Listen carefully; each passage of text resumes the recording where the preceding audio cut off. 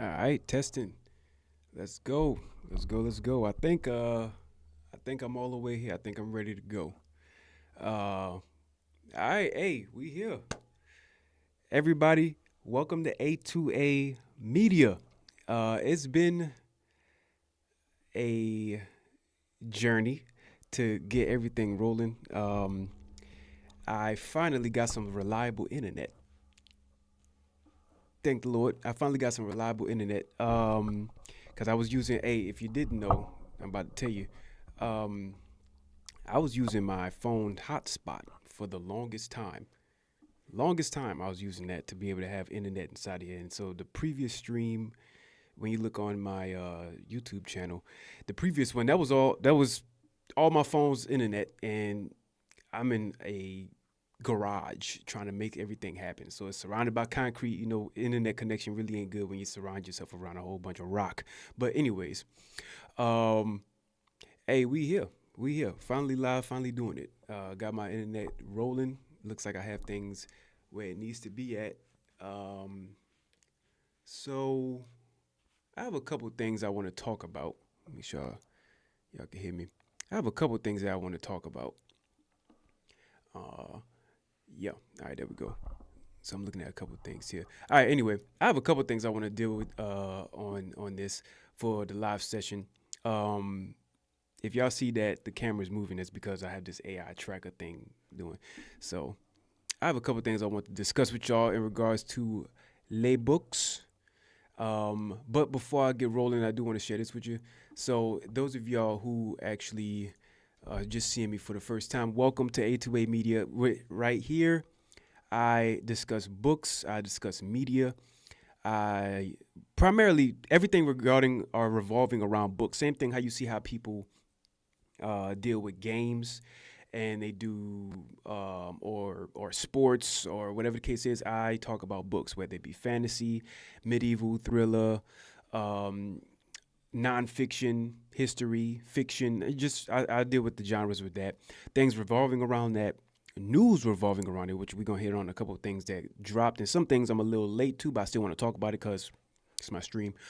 And yeah, adaptations from books to movies, books to games. Talk about that stuff too. Like The Expanse is one of them. I had a video I did. I never dropped it, but so that's what I talk about here. That's what this is.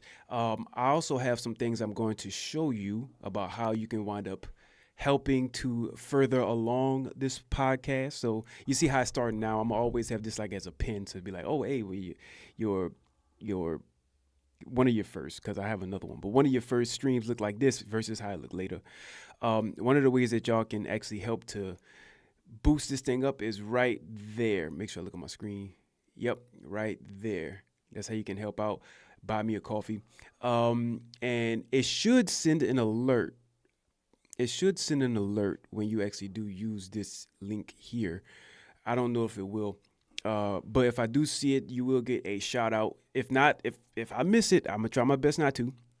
If I miss it, then I will make sure I shout you out on my coming videos and things like that. Outside of that, I have a couple things I want to hit on with y'all. So I'm gonna get right on into it. Ain't too many people here, so I'm gonna just go ahead and roll right into it. All right, so let's go ahead and dig into some of this stuff here. I have a lot. I have a lot that I want to talk about. And what I'm gonna talk about, because I had a dedicated video to this, but I didn't do it, so now I'm going to do it. So I'm not gonna even release the video. I'm gonna just do it live with y'all right now. Hopefully everything is coming through crisp and clean. And if it don't, then I'm gonna just go ahead and I'm gonna upload this. It's gonna be up there, so we're gonna see how that rolls. Uh, let's see here. Let's see here. Matter of fact, hold on one second. I want to see how it look. I want to see how it look on my end. Uh, I want to see how it look on this.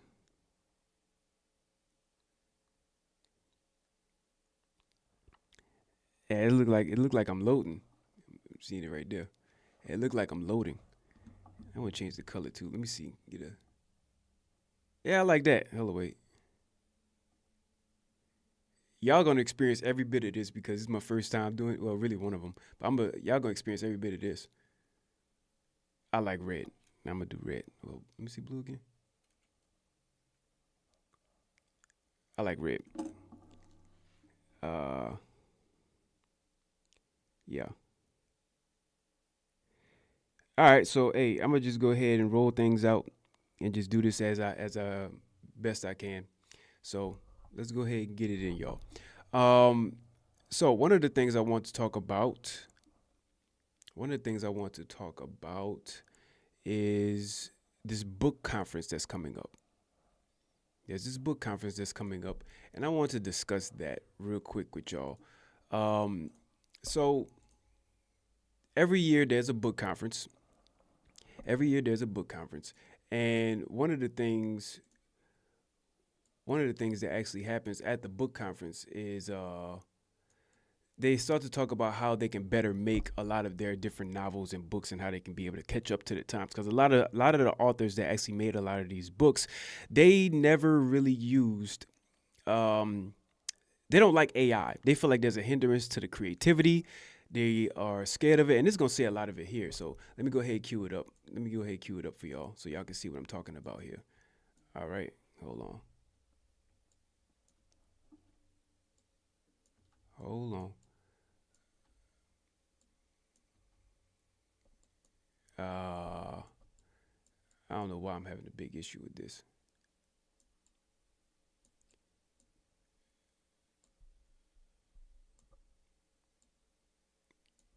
Okay. All right, let me go ahead and cue it up for y'all. So now, like I said, they have quite a few of quite a few of the things that was actually going on with it. And my screen is a little bit big. My screen is a bit big for this, so we're gonna make sure that we roll. Hold on, there we go, there we go. We starting to get things rolling now. We're starting to get things rolling now. All right, so here we go.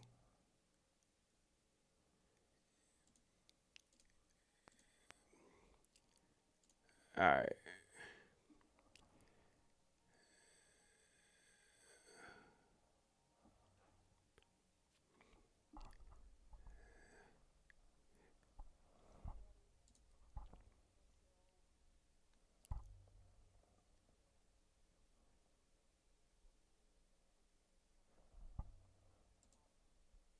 okay. Now, real quick. Let me go ahead and let me transition real quick back to this. So now what I'm gonna do is I'm gonna start it over. There's something in particular I want to point out to y'all about this, right? So, like I said, this book conference here is something that the Publishers Weekly deals with, and I get a lot of my news that's from them, right? All right. Oh wait, I'm doing the wrong. No wonder. See, that's what that was going on. I was clicking the wrong button to try to size this. All right, there we go. There we go. Uh, there we go. Let me play with some of these settings for a second. Now, yeah, you're only gonna see but so much because the screen looks weird, but we're gonna go ahead and roll right on into it then.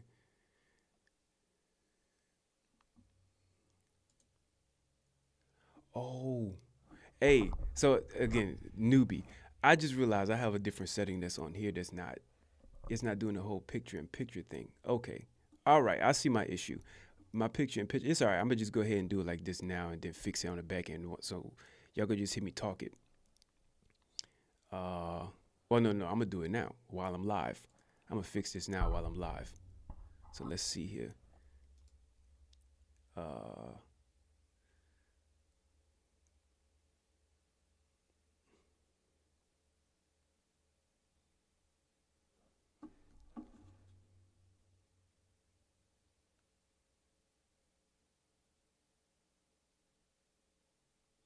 all right. All right, so let me look at this.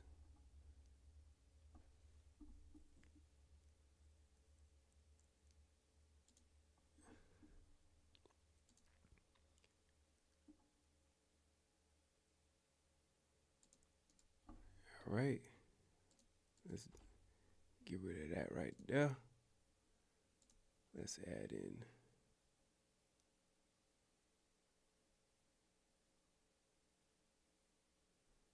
that in window capture?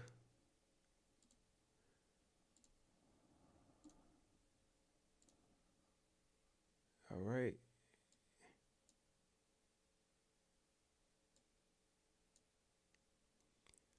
I think we in the ballpark, brothers. I think we here, boys. All right, so I'm glad y'all. Hey, y'all work out. Y'all work with me on this now, cause again, a lot of this is new to me. But here we go. We about to. I think we rolling now. I think we rolling now. Let me see. Can I play it? Y'all can't even hear it. See, look. Hey, that's terrible. I'm gonna figure this all out while I'm live. Y'all gonna witness the growing pains of this, cause I'm gonna come back to this like, hey, see, you need to get your is together. But I'm gonna do it live. We gonna figure this out right here. We gonna figure this out right here. Let's see here, man. Um, I don't even know how to fix the audio for it. That's the crazy. That's the crazy part.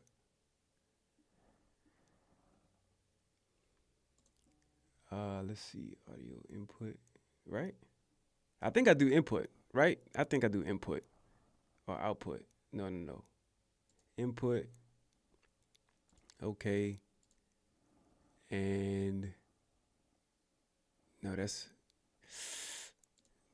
uh, so no, it's output, right?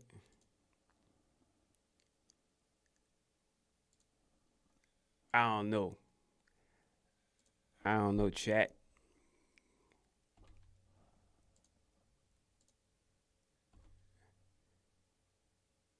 Yeah, I don't know, chat. Let me see. Hold on, wait. Input, output.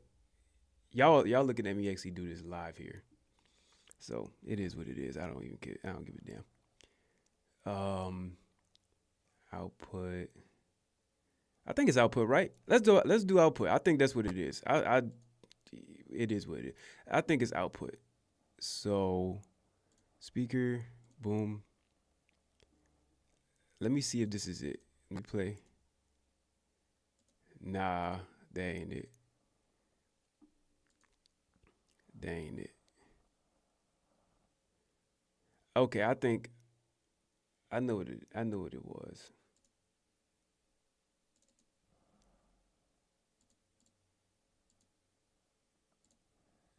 That's what it is. Watch. I think I fixed it. Watch this. Watch this. Aha. Yeah, I figured it out. Live and in action. All right, so we good. All right, so now I'm gonna restart it one more time. Everything I said before this, y'all just ignore it. Yeah, it's gonna be hard to, or skip past it. I'm gonna put a chapter in there, but like I'm gonna call the chapter BSing, and then yeah. So all right, there we go. There we go. Let me scroll down. Let me scroll down. Make sure we in there, right? Mm-hmm. All right.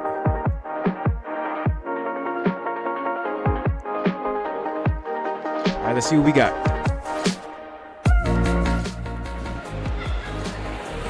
Hello, everybody. One second. Welcome to the book show. This is the 5th annual U.S. Book Show. Thank you for coming. We're thrilled you're here. This has been something that I've been working on for 5 years, as Johnny has said, and watching it grow from a virtual event has grown into this incredible connection and place for us all to meet at least once a year and be together. What do you think of the show? A big fan of the show because it brings together all the different kind of aspects of the publishing industry. I love the fact that it's for authors. It's also for people who are helping support authors.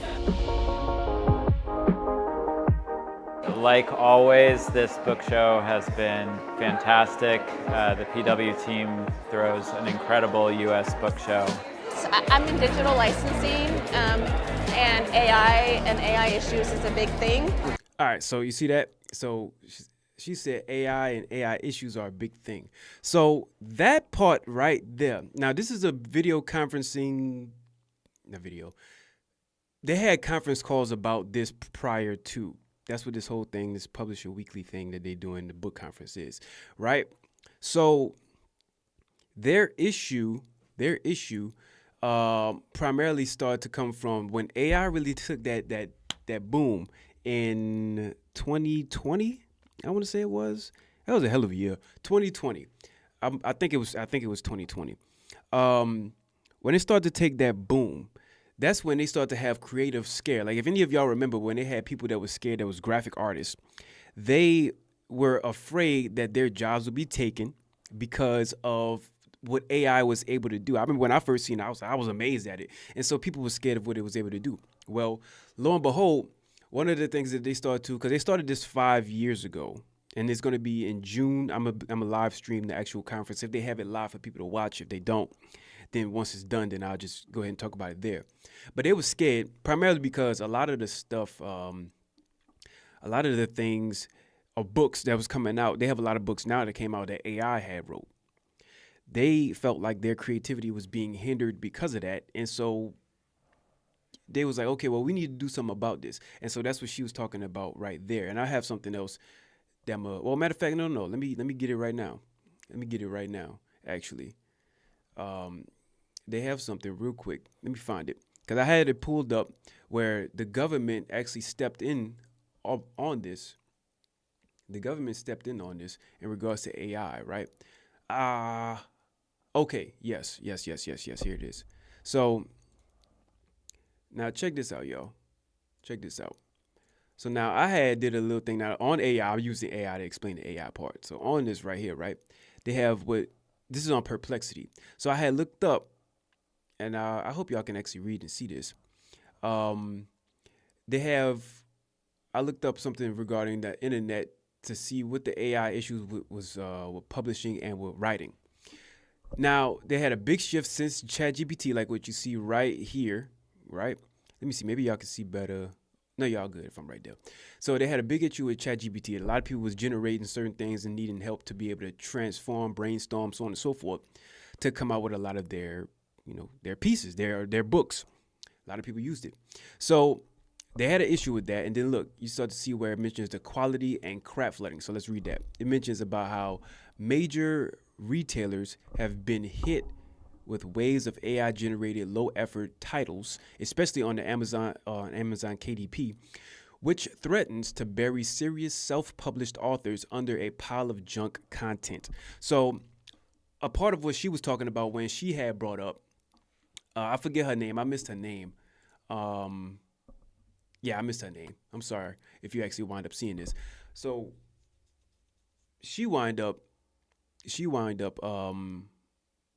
mentioning that part of the conference that they're going to be talking about is going to have a lot to do with the fact that, their AI content that's coming out is going to wind up ruining the self-published stuff, like what you see right here on this right here, the article, or more or less the examination from ChatGPT or Perplexity. That's what they're saying here. So anyways, back to this. It says in response, Amazon has added guardrails such as limiting KDP accounts to three new titles per day. So there was people that was just flooding the internet with a whole bunch of crap. Let's see, titles per day, and tightening rules right here on certain low quality companion derivative books, including many AI mass-produced summaries and guides, because a lot of people was doing that, trying to make a quick buck. And you see that with games also. People trying to put out a lot of crap and not really taking the time to really fine-tune it. Same way you could with a game, a movie, or anything that really you can see video, for example.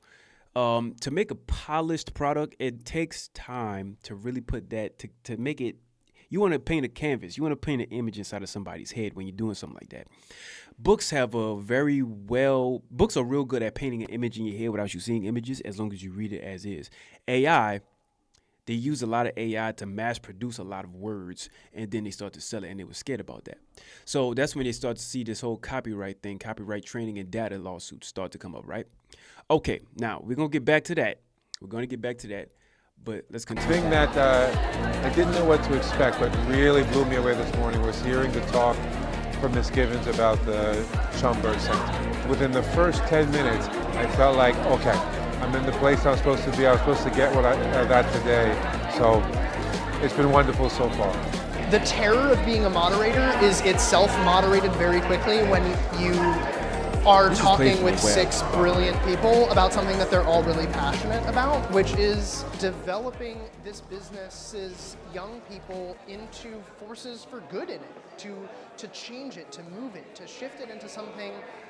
All right, so to change it to, well, let me finish. That we always knew publishing could be, but haven't quite gotten to yet. I mean, what's more exciting than that? Oh, this is a really great. So now you can see part of what he was talking about was instead of being scared of the AI, right? Instead of being scared of the AI, let's try to involve it a bit more into what we do on our day-to-day. Let's try to do that, because if we do it like that, then not only can we utilize some of the brainstorming, what's the word when you get stuck? What is it? Writer's block. When you start to have writer's block, you can use that, the authors of it, the real creators, they can use that and then create something masterful, create something great. Because a lot of people, especially graphic designers, I know some personally, create some absolutely mind-breaking images when they use their talent and AI assists with it. That's the best stuff out today is the people that did that, and they caught up to it. So this is the attempt of catching up. So some people are going to talk about the copyright issues of a lot of the crap, a lot of the flood that's coming out with a lot of this content that's coming out. Others are going to talk about, like what he was saying, that let's use it and get better at what we're doing. How about that? Let's use it. And then the younger folk that are going to be growing up with AI, they can be able to still write their books, become authors, but they'll be even better because they're using something to help that writer's block and push out a lot of content that they made, not that AI just made. So it's going to be an interesting thing. Let me see. We're going to finish it out. Let's see what we got. Like supercharged space, and it's too short but too long at the same time, and there's so many great people here to talk to, and just like a really great place and a great community of people. Hearing kind of what it is that the agents are looking for, what is Hollywood actually buying.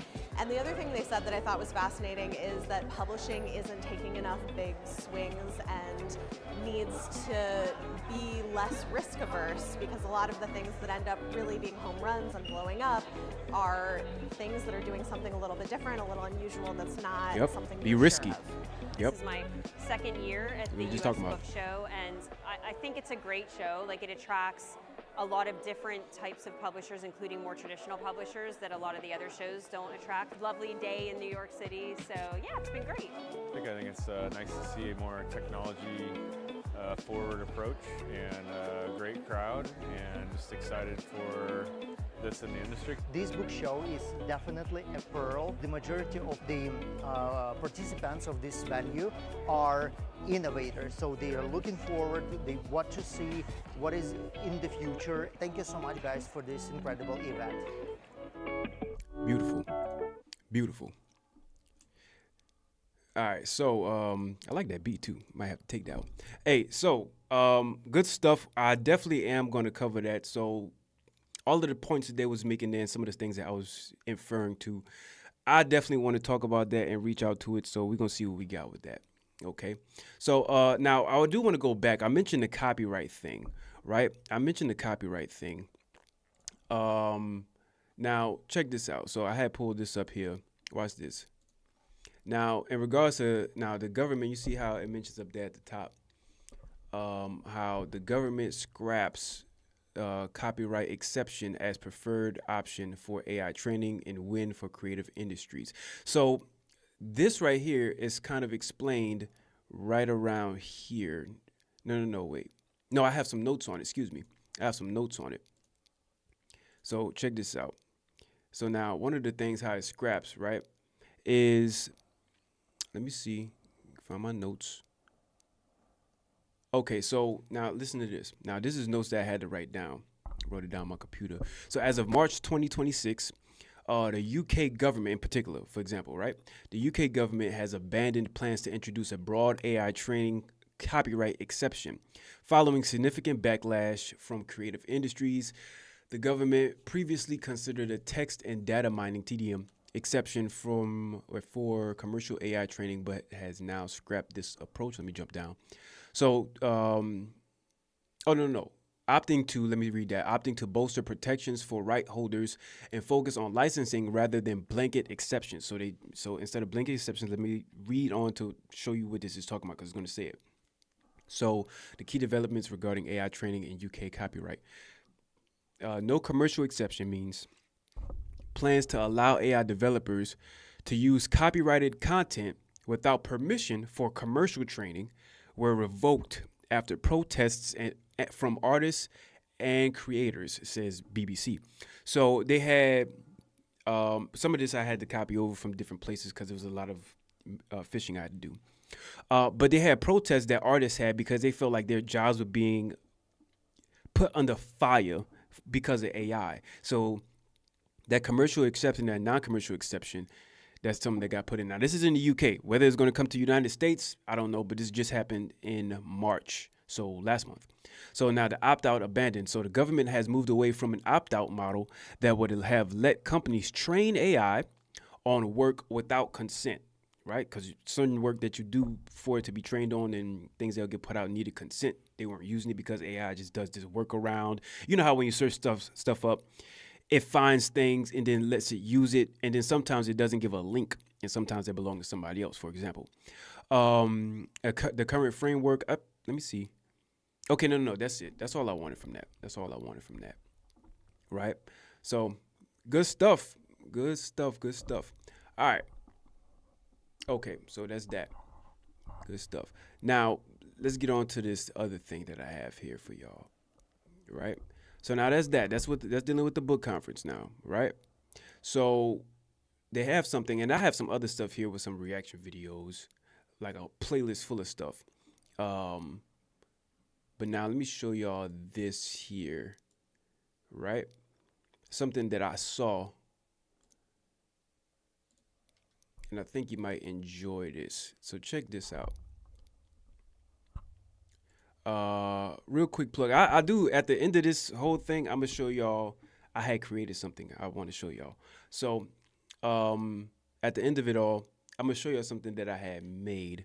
But until then, let me just go ahead and roll with this. Let me see something, if it actually pops up. Oh, okay, it did, but it kind of popped up funny on mine. Why do that? All right, there we go. I'm about to say, work with me now. Work with me. I'm about to make this much bigger so that way y'all can see it.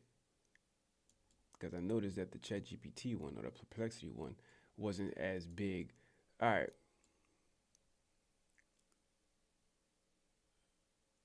Okay, there we go. Look at this, y'all. Check this out. All right, so, of course, yeah, advertisement. Thank you. Appreciate you. So now, book output topped 4 million in 2025. Dang, I don't have no soundbite to go boom. I should get those. I'm going to get those. All right. So, anyways, this is noteworthy, right? This is noteworthy. Book output, and then we're gonna read why in a second. I'm gonna show you why. The book output wound up reaching a big jump because people tired of paying all that money. That's half the reason why I started this channel. All that money going to them subscriptions, and we can stop that because you can get all of what you want inside of a book. Being honest with you, it's a different kind of word. You really should get inside of it, I'm telling you. Anyway, let's look at this. So the book output, let me read this. So check this out. The book output topped 4 million in 2025. So what this means is people are getting more into the books and reading because they're trying to get away from the subscription model. But I'm just going to say it. Now look at what this book is. We'll get to that in a second, or maybe later. Who knows? All right, so the total number of books published. So this is where we at right here, right?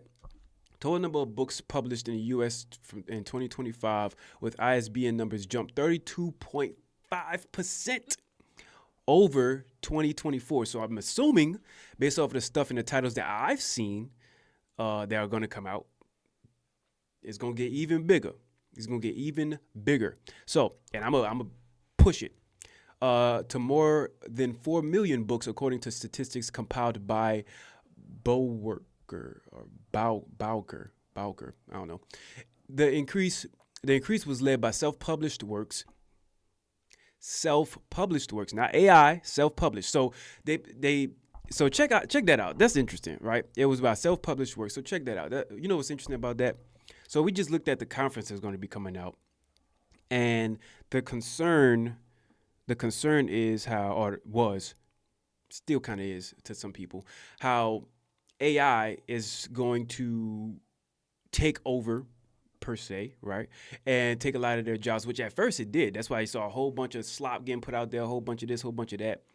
And they was trying to use that. A lot of people was trying to use AI to be able to cover up being the artist. Like, you know, they was trying to use that to replace artists being image-wise, artists being authors. They was trying to use that. It didn't work because now 4 million, that's a big jump over 2024. 4 million more copies were sold by self-publishers. I mean, self-publishers got to work. They was like, hey, you ain't gonna outdo us. Got to work on it. So that's good.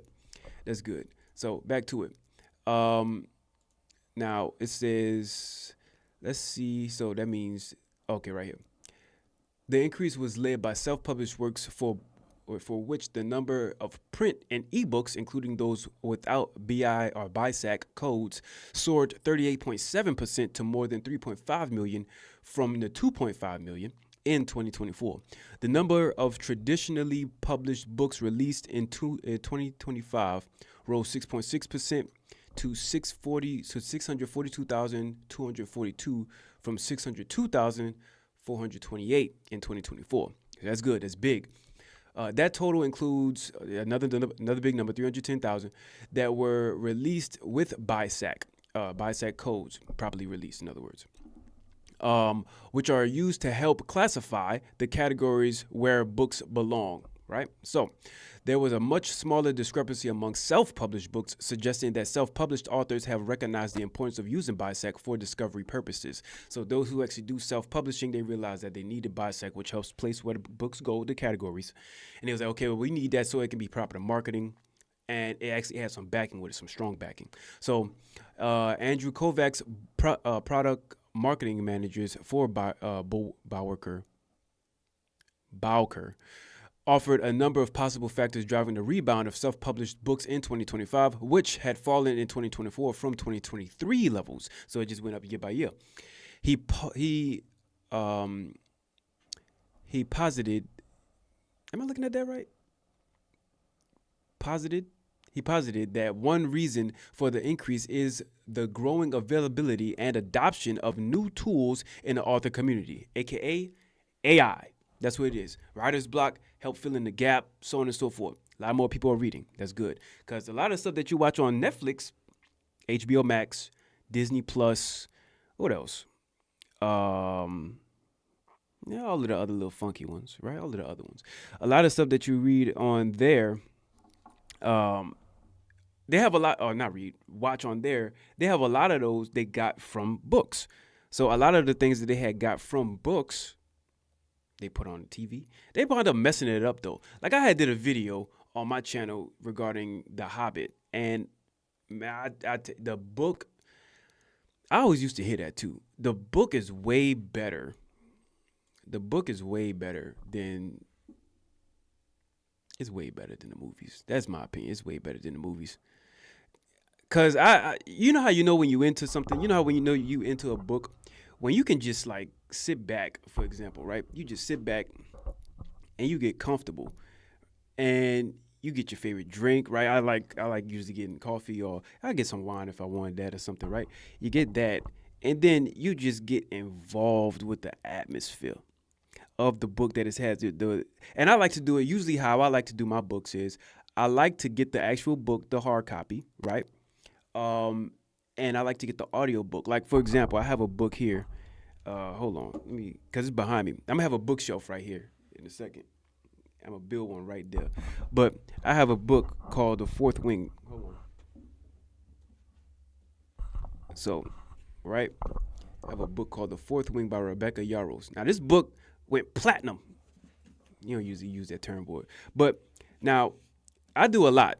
right? Obviously, as y'all can see, I'm doing a podcast and everything like that. I have a lot that I got going on here, and a lot of things else outside of this. But that's a lot, right, for people who are discouraged by it, right? That's a lot. There's over 500 pages inside of this book alone, right? Now, I'll do it without the audiobook because I have done it before plenty of times, right?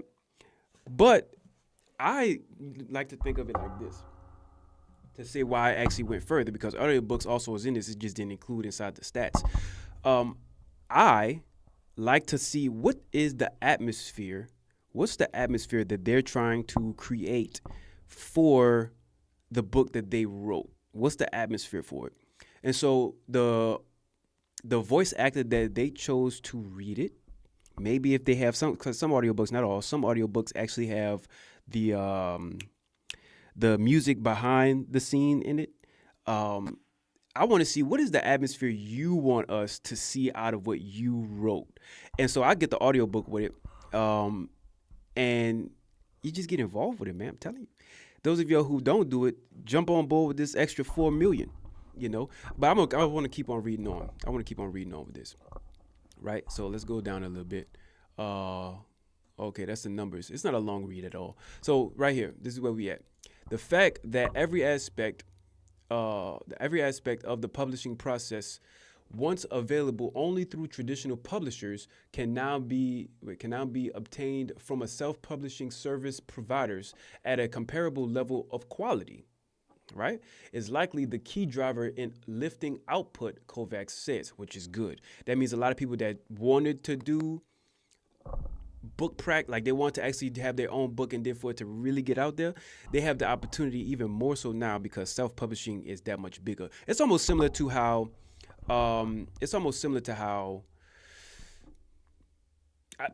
gaming, for example, right?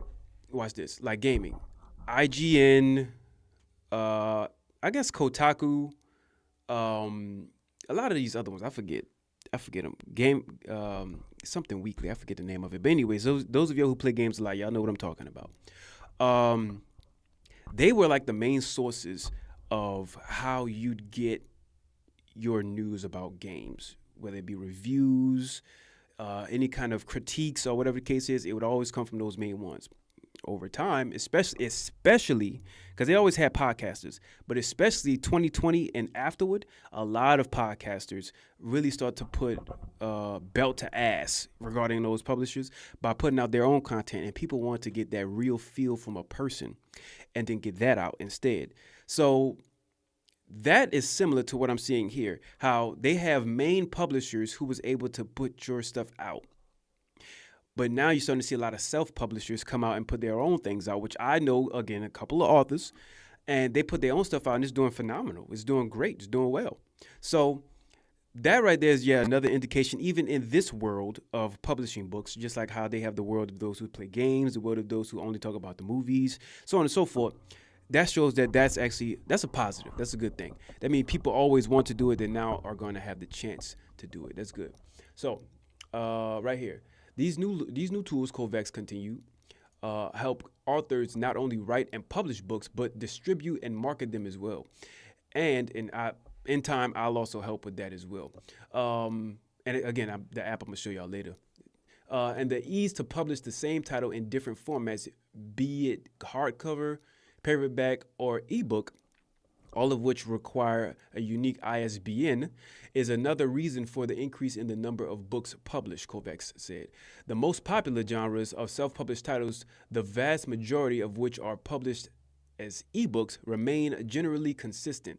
In 2025, the top 5 genres were fiction, juvenile nonfiction, games and activities, juvenile fiction, and travel. So those are the 5. So one of these sounded like it was more than one, but it was actually one. Games and activities is one of them. And then it had juvenile fiction and travel, which I'm surprised it didn't say teen fiction. That has a lot of shows coming out on Netflix and HBO currently. I'm surprised they didn't say that one. But anyways, these categories, along with self-help, accounted for over half of the increase in book output last year. So one of the things I can definitely say for this in particular, I wrote a book has nothing to do with what I'm talking about now. You'll be surprised that I was the one that wrote it. It was about herbs and how you can use it to better help your body. I should share it. I might on here, by the way, because you want to be healthy. Okay, you want to be healthy. So before I say what I'm gonna say, let me see the stats. Yeah, so this is the stats from 2022 all the way up until now. So all the way up until 2025. So okay, that's good. That's good. Good stuff. So one of the things that I looked at, seeing that the self-publishing, right, like on Barnes & Noble, so Be In Press, that's how you actually get to have your book published from the Barnes & Noble site, and then they give you options, hardcover, softcover, ebook, whatever, they give you that. They have all of the publishing that's there, ready-made for you, ready to go. I tried it, and it even gives you all of how much you would make. It tells you how you can publish it there, all in the click of a button. So if anything, the worry that the authors had about AI, you can really shift that for the worry that the publishers would have being able to self-publish unless they came out with their own platform. But even still, even without that, people that have podcasts like this one that I have, they're going to push books that they see that look good. Like, for example, I'll give you a good example.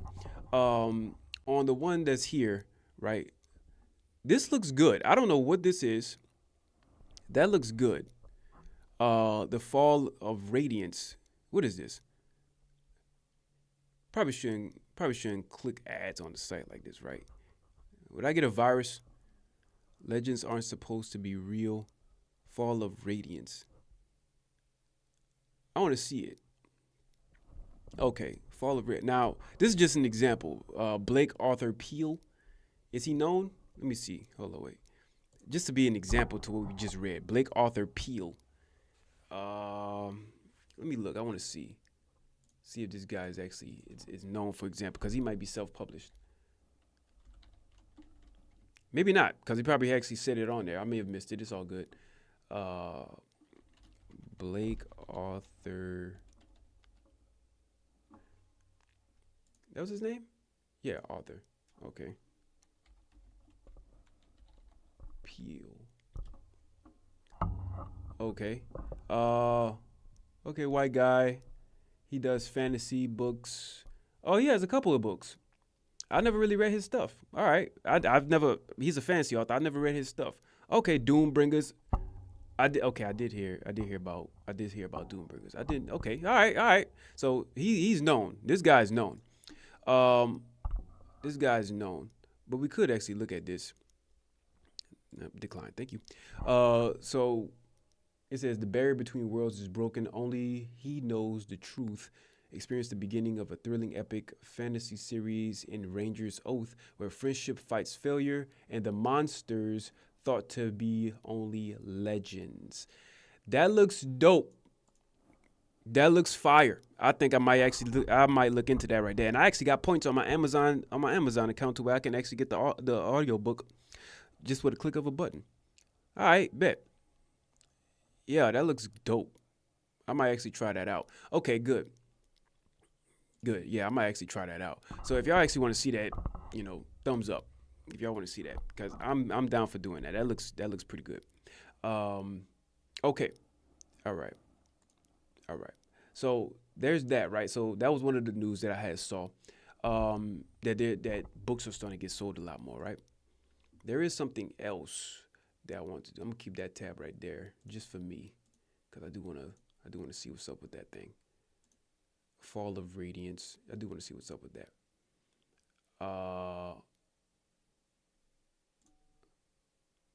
Let's see here. Oh, it said I'm out of free articles.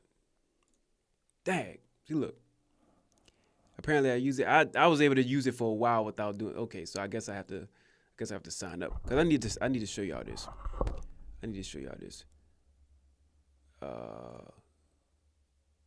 Let's just go ahead and subscribe, because they do good content. They do good content. So let's go ahead and subscribe.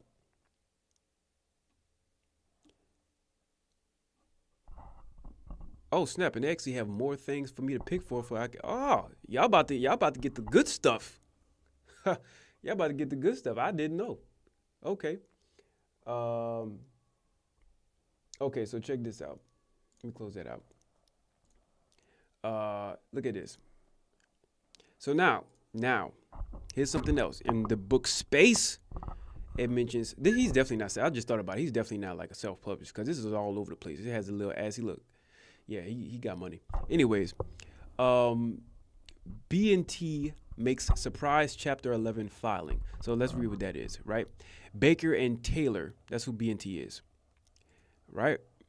Hold on. Let me look at something, make sure I have what I need. So now, real quick, just to let y'all know, Baker and Taylor, because people probably don't know who that is. I know for a fact I didn't until I looked them up. Then I knew, and I was like, oh. So, but Baker and Taylor is known for they're a premier distributor of physical books, digital content, and technology services, specializing in servicing public and academic libraries, right? So that's Baker and Taylor. So what we're reading is about them that actually distributes the digital content, so on and so forth, right? Okay, excellent. So that's what this is here. So now when we go here, it mentions Baker & Taylor has filed a surprise Chapter 11 bankruptcy notice with the U.S. Bankruptcy Court for New Jersey. The filing caught many in the industry by surprise as B&T closed its doors when it ran out of funds following the failed sale of the company to ReaderLink. So they failed to actually get it sold, like as it says here, and then bankruptcy.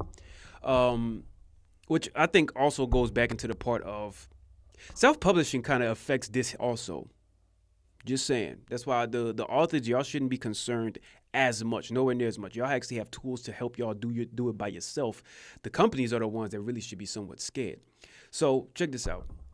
The speculation about filing is that the library wholesaler raised enough money through its liquidation sale of books, shelves, and other items that creditors forced them to go to court to account for where the money was and is going.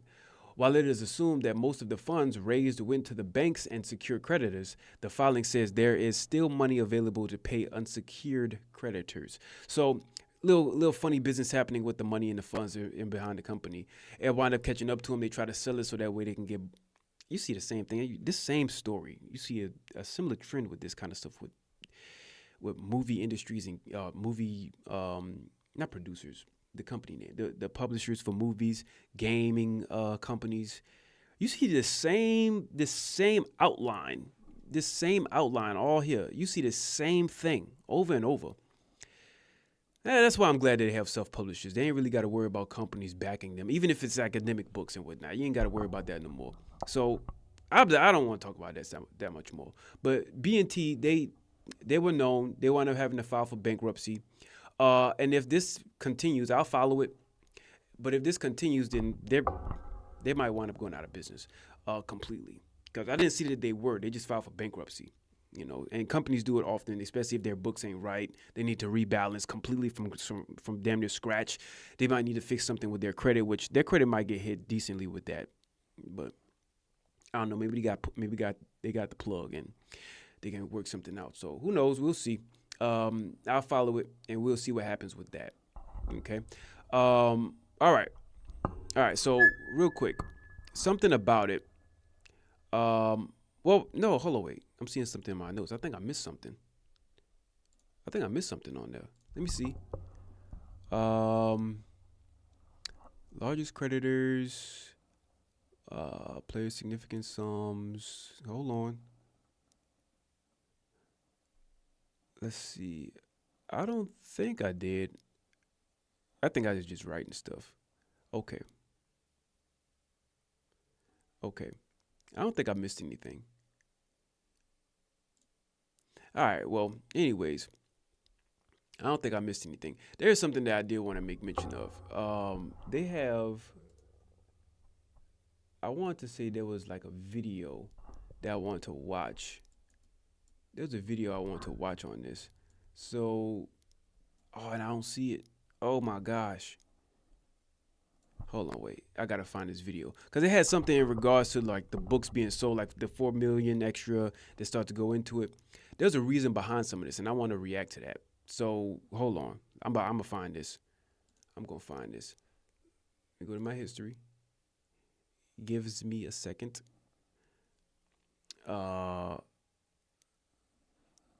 Yep. Okay, I got it right here. Okay. All right, we in the game now. We in the game. All right, let me give y'all some video. So I did watch this, but I want to wind up sharing this with y'all. So, all right, this is what we about to do.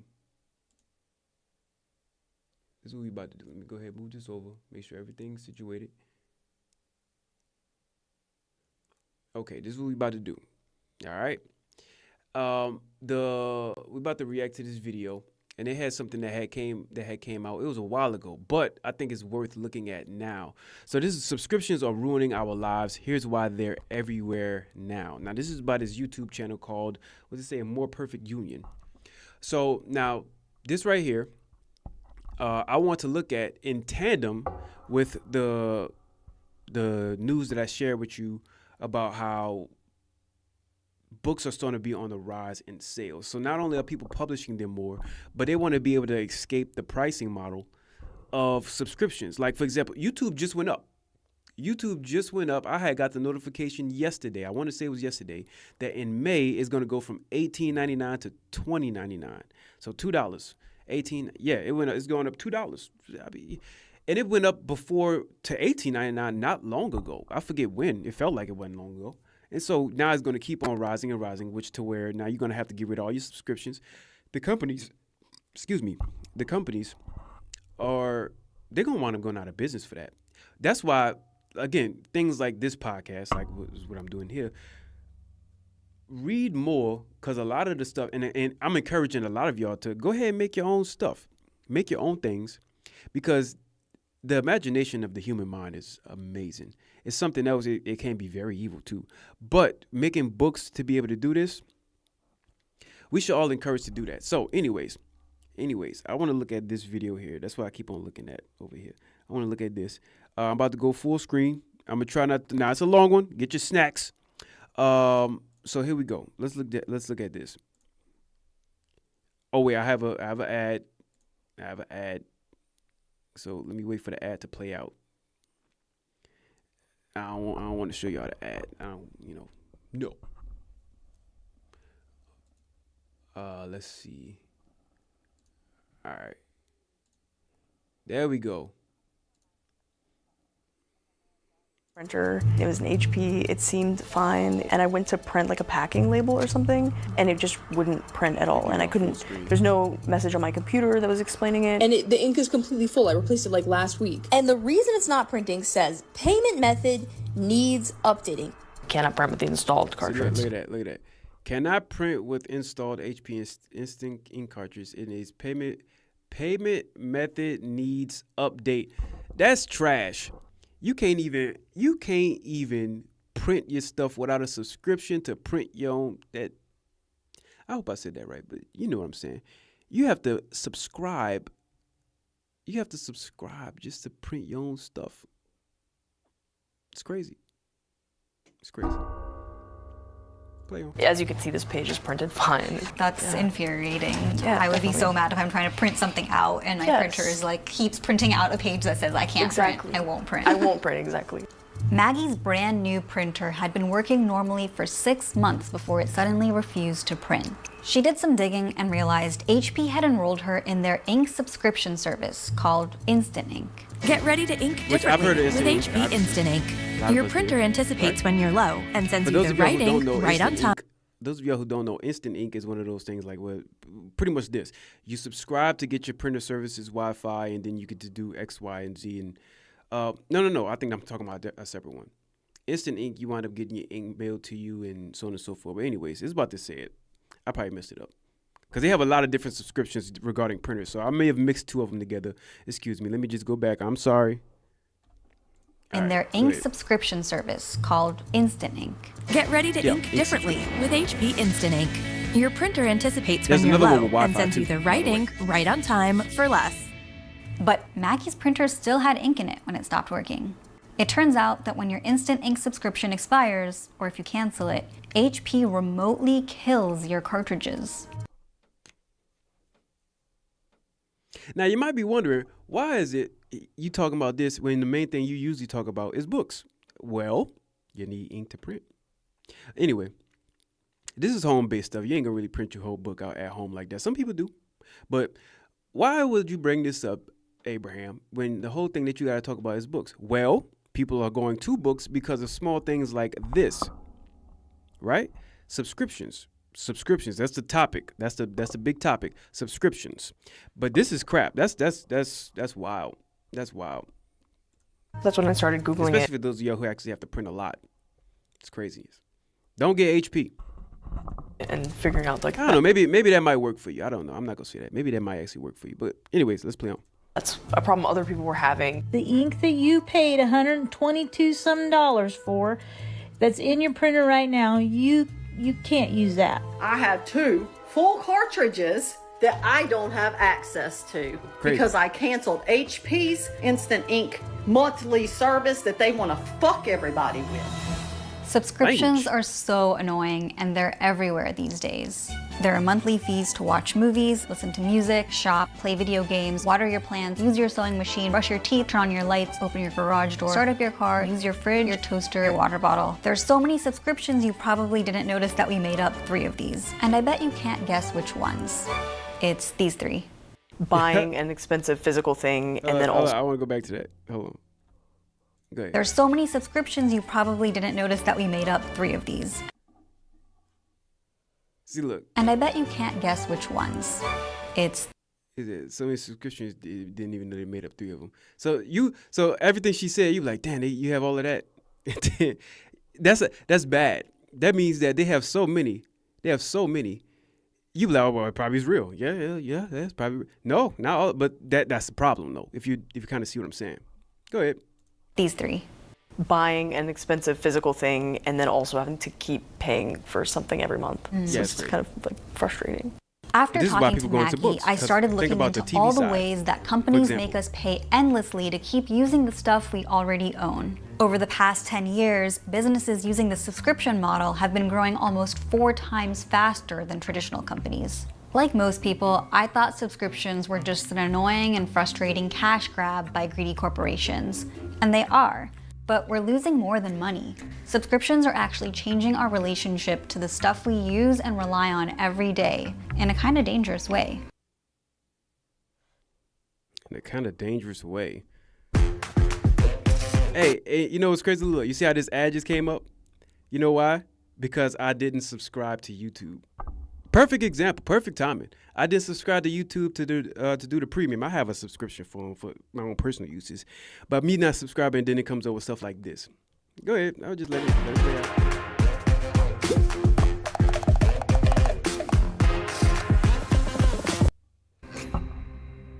Do you know how much you spend on subscriptions? For the average American, it's nearly $300 a month. Let me guess, you're thinking, there's no way you spend that much. Well, the average American also underestimates their monthly subscription bill by at least $100, so maybe check again. So you probably think you only spend like $100, $200, huh? Oh no, $200 or so dollars, maybe less. But you are probably underestimating how much you're really spending. In other words, you probably got HBO Max, Hulu, Netflix, Disney Plus, the whole package, the bundle. You got the bundle portion of that. If you watch sports, then you got NBA, NFL, NHL, NASCAR, F1, all of that. Apple TV. You probably have all of that. I'm just saying, I get that you like the shows. I do. But you're probably going to get a nice workaround by just reading the book and getting that audiobook. Spend a hell of a lot less money. I know I do. I'm just saying. Point is, people are sick and tired of subscriptions. I'm assuming. I couldn't actually read the article. See, look. But look, even that. Go back a little bit. That, like, I thought I had to pay for the one that I just showed y'all with Publishers Weekly. I didn't. It's free. But I don't want to pay $4 a week to read your crap articles. They put out garbage a lot of the time. Wall Street Journal. Sometimes the things they put out is necessary, but a lot of things they put out really, come on. Come on. But this business model isn't new. It's been around since at least the 15th century with the invention of the printing press. Newspaper readers subscribed by writing their name underneath an agreement. Sub, under, scribe, write. The publisher earned customer loyalty and therefore a predictable, steady revenue by offering customers a convenience, extra value, or both. In this case, the latest issue delivered straight to their door. There you go. It was a win-win. Media subscriptions were born in 1948. Cable TV brought higher quality signals for a cheap monthly price. In 1997, Netflix extended that concept to DVDs, free delivery and no late fees. And when they launched their streaming service in 2007, eventually leading to... Y'all ever miss the days of Blockbuster? I know I'm getting on to something else. I'm just saying. Let's stop pausing. Well, all this, that provided an even bigger value. Unlimited music, movies, and TV on demand that you don't have to lug around with you when you move. Yeah. This balance held through the 2000s and early 2010s. Subscriptions brought us free and fast delivery, an affordable way to wear designer clothing, and cheap razor blades. But today, there's this new category of subscriptions where we're paying to keep using something that we already own. How did we get here? Well, it all started with Salesforce. All right. So, Salesforce come front and center. Thank you. We appreciate you for ruining our lives. This all came out because of what they did here. Now, we're about to get right into it. You get something you already own, and then you have to subscribe to be able to use something you already own. Garbage, trash. Get a book. But anyways, the book part don't really have a part to play until what we actually about to bring out here. I'm still going to talk about it because it directly affects this stuff while I'm saying to get a book and other things, to start reading, to get out of certain levels of entertainment. You'll be able to save money. But this other part, to see how it starts to get really get worse in these times, let's watch and find out. Each one of our pods is a multi-tenant cluster. This has really increased our ability to deliver a very high, reliable solution for our customers. Now, if you didn't know, they create a CRM tool, which means customer relations management, something like that. So everything that their whole business regarding Salesforce, a cloud-based business that they have called Salesforce, is based around customer service. That's bad customer service. Their business model would technically be a lie. It's false advertisement. You can create apps and all that other stuff in there. Salesforce they catapulted a lot of things you use currently now that you probably didn't even know. Like apps, a lot of stuff that like the invention and beginning of apps, Salesforce used a lot of that at the start. If you didn't know. Don't worry, I'm not going to explain what Salesforce is, even though I totally could if I wanted to. All you need to know is that they make software. The important thing isn't what their product is, it's how they sold it. See, through the 90s and most of the early 2000s, if you wanted to buy software like Word or Photoshop, you'd buy a physical CD-ROM. You'd install it on your computer and use that as long as you liked. But the problem for companies was that software is expensive to maintain. Software engineers are constantly fixing bugs and making security upgrades. Those days, tech was advancing so rapidly that every year or so they would also release new versions with tons of new features. Salesforce positioned themselves as the anti-software. No big upfront costs for software that will be obsolete in a few years. Just a small monthly fee and you'd always have the latest version. Now, a lot of y'all probably didn't know and thought there was somebody else, but a lot of y'all probably didn't know. Maybe some of you did. I think the audience that I'm tailoring to is relatively, they a little bit more locked in the brain. They're not just absent-minded. But if you didn't know, they started to get that big push with the applications, the apps, and so on and so forth. That's what they do, right? So, or did. And then they started to really push that out to be able to make it easier on businesses to not lug around all of the literal books they have for their filings and things like that. They made an app, something to be able to help out with HR, something to help out with the finance, something to help out with customer relations. And they did that. But they wound up twisting that whole business narrative model, all of that. I made a word up. And then used the apps to be able to subscribe, to get people to subscribe, businesses to subscribe. And then what they're doing now is Larry Ellison is a big problem with this too, which he's not a part of Salesforce. I think he's with I forget the name of the company he's over. It's a security company. But they have a big issue with, is it ADT that he's over? I forget. But they control your owned things by, if you don't subscribe with something that you bought to own, it won't work. And a lot of security companies, Larry Ellison, I forget the one he's over, but you have your camera in your house. Those of y'all in your house, they wound up messing up the security of your camera if you didn't subscribe. They have some that do that. But the main thing I'm focusing on, again, is the entertainment side of it, to where you can actually divert a lot of your money away from it and then go towards reading books. Of course, is what I'm talking about. But this is all interesting to still learn to kind of get the full scale of it, right? So anyways, go ahead. It was no longer a product that you buy in a box. It was a service that you paid a monthly fee to use. It was a huge success. Salesforce went public in 2004 and was the top performing IPO of the year. Microsoft launched Office 365 in 2010 and saw revenue grow by nearly 70%. Adobe went subscription only with Creative Cloud in 2013. Subscriptions have grown 16 times And since I then, used to driving use most Adobe. of I used to use them a lot. Oh, hold on, wait. I went back too far. revenue grow by nearly 70%. Adobe went subscription only with Creative Cloud in I used to use them a lot. I still somewhat do. Believe it or not, though, what I use to edit my videos is not Adobe. It is not Premiere Pro like a lot of people do. I don't use that to edit my videos. I use Clipchamp. They have a lot of very basic tools to use. If your video looks good, it has basic things in there. Your lower thirds, they already make it for you, all of that stuff. I just put it up there. And I believe I'm subscribed to them. I only subscribe for the memory, but just for example, anyway. 2013. Subscriptions have grown 16 times since then, driving most of the $200 billion company's growth. See? Most people still consider Apple a products company, but lately, their fastest growing revenue stream is their $24 billion subscriptions unit, which grew 14% last year. 14%. Investors love software as a service, but where's the customer value? Today, Photoshop costs $263 a year, which is a cheaper upfront cost than the $700 you'd pay before. But in about I'd rather pay the $700 to get it forever. They had this software that came out that challenged them, and they lost, unfortunately. I wish they would have won. People would have switched over to it. I tried to push for it, but I have no way to do it. What's the name? It was Affinity Photo and Affinity Illustrate. You buy it once, you use it forever. And it was good. It was just like, it was trying to compete with Photoshop. It just couldn't match. It didn't have the money or backing for it, but, about 2.5 years, you'll exceed it. So, but all of this goes right back to the whole publishing thing. Publishers, well, go ahead. Additional value are you getting for that increased cost? Not much. The software isn't really improving that drastically anymore, maybe a new feature or two.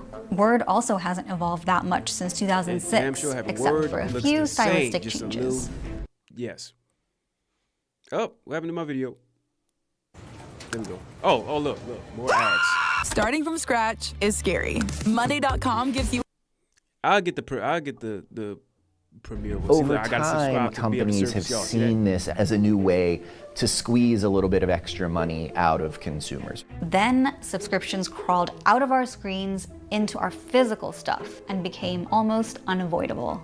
It became really cheap to introduce network connectivity and embedded software into devices. So we see all sorts of things that don't really need software, that don't really need a Wi-Fi connection, that now have them. You don't. I disagree with that. That's why I'm saying, you know what? To really put things in perspective, again, I'm gonna speak about the point of this channel. A lot of the things you feel like you need to really keep moving your brain motivated, like people use movies to, believe it or not, they use movies, series, shows, TV, different things like that. I'd argue even for food, all this other stuff. I talk about books. A lot of the stuff you use to be able to like click on with your Wi-Fi or whatever, get a book to read about it, and then you have the knowledge to do it forever. Versus relying on somebody else or something else to be able to give you exactly what you need. That's garbage. It's trash. Yeah. Why does your refrigerator need Wi-Fi? Why need Wi-Fi? Your refrigerator don't need Wi-Fi. It don't. It need to keep your food cold. That's it.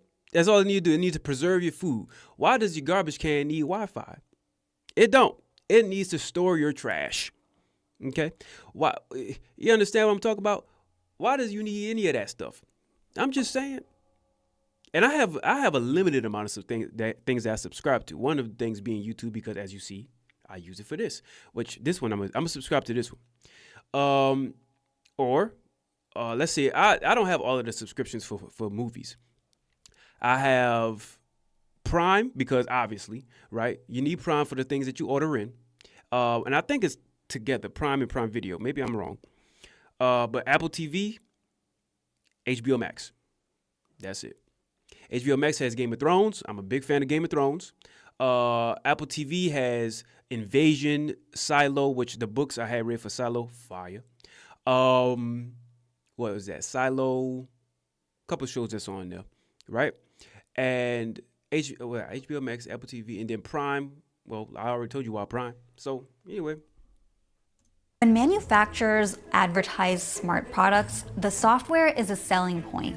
They promise all sorts of flashy features, but smart appliances have shorter lifespans than regular dumb ones, and it turns out people don't really even use all those fancy features. Plus, software gets buggy and it needs a lot of maintenance. My car would not let Like me your car. inside. See? There is a That's software garbage. bug, I think, with the latest update. I can't even get out the vehicle. Y'all could hear this motherfucking car. A lot of times, software actually makes our stuff less safe, less durable, People get and burned weirdly inside the hostile. cars. I'm in fine working order, I ain't giving never let these nobody do people exactly what they need. Software is really the key tool that gives companies like the functional ability to control how we interact with an object. These cartridges have a specific chip on them that is like communicating to HP. So if at any point it loses network connection, it won't print. Or if it recognizes that your payment method with your HP account has lapsed, then it won't print. This tactic is called software tethering, and it shows up all over the place. It's Car upsetting looking at manufacturers this, have I'm started trying to lock certain features behind a paywall. BMW will let you freeze your butt off unless you pay them a subscription. $18 a month.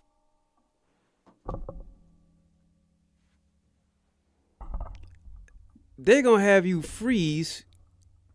So it's imagine this. It's winter. It's winter. You probably have. Hold on, man. Hold on. Let me. Hold on, bro. Full screen. Hold on. So I didn't know that one. So it's winter. Let me see. Okay, I see my thing right there. I thought my stream had cut out. It's winter, right? You probably didn't. It might be a hard month for you, money wise, right? You probably just paid the heat inside your house. You paid, groceries, whatever the case is, blah blah blah. And that's the car that you have for whatever reason. You have the money to get that car. It might be a hard month, but okay. You didn't pay your subscription. Now you can't use your heat. Oh. Hey, I'm going to tell you the most important subscriptions that you have in your life. Rent or mortgage, utilities, water. Most important subscriptions. Outside of them, you're wasting your... Why do you need that? Go get a hoopty. Those of y'all who don't know what it is, go look it up. Go get one of those cars. Go get something that you don't need that's electric. I think that's a gimmick. I'm not a fan of electric cars for reasons like that, because I know for a fact that BMW is an electric one. That's crazy. You can't use your heat, and I bet you it's with the cooling too if it's hot outside, which is about to be. Damn, that sucks. That sucks. For heated seats. That's actually one of the craziest things I ever heard. Tesla owners have to pay $10 a month to gain access to all of their cars' navigation and streaming features. Even when you go to buy a car now, they actually give you like a long list of features that's in there, and then it says this is with subscription. This is with subscription. Hey, the best way to get rid of all of those things that the company's trying to do is like, I ain't buying that shit. I want it for what it can do. I need a car, so guess why I need a car? And then you talk to, hey, guess why I need a car? They're going to say, why? Because I want it to drive. That's why. Yeah. Let me just get that. I'll get a sunroof. That's it. And then boom. But that's it. Extra for something that the car is in the car is ridiculous. And Mercedes locked faster acceleration behind a $1,200 yearly subscription, along with a bunch of other stuff. Unlocking the dash cam will cost you an extra $16 a month. Remote starting this will cost you an extra $35 a year. If your Mercedes gets stolen, they will help you find it, but for $2 a month. You bought that heated seat. You bought those components. They put that into the price of the vehicle, and now they're charging you for the right to use it. A brand new electric vehicle you can't even access the damn thing. This is 2022, people. This is what the future looks like. Imagine if we charge you for gasoline, then charge you for the right to burn it in your engine. This is greed. I don't care. Oh no, it's capital. This is greed. It's the kind of stuff that just makes you want to take a giant dump on someone's head. It's not just cars. The Snooze Smart Bassinet, the Oura Ring, Hatch Alarm Clock, Ring Camera. These are all expensive products. That is, look, Ring Camera. Now, that's not Larry Ellison, but Ring Camera, see? That's what I'm talking about. Security functions also have it to where now if you don't pay subscriptions, they wind up hacking into your stuff, rights to your stuff that you own, and then now you can't use security. God forbid there's something bad that happens. And then now your camera don't work because you couldn't pay the subscription, or you didn't pay the subscription, or forgot, or the card lapsed. You have all of the money in there. It just didn't work. See, that's BS. And a lot of y'all want that cyberpunk reality. Y'all want that kind of world to live in. I think that's the most dumbest reality that you can ever have. Cyberpunk is the worst kind of future that you want. I just looked at Blade Runner. And let me tell you, that is what you do not want that future. That don't work fully or at all without a subscription. Those kinds of subscription offerings aren't adding new value. They're just imposing a tax on using the things that we feel like we've already paid for. This clear lack of customer value is also why so many streamers and subscription services have to use deceptive marketing practices to trick us into subscribing, like free trials that automatically become paid. Hey, it mentioned streamers in there. So technically speaking, I'd be a streamer. Let me turn my hat back. Hold on.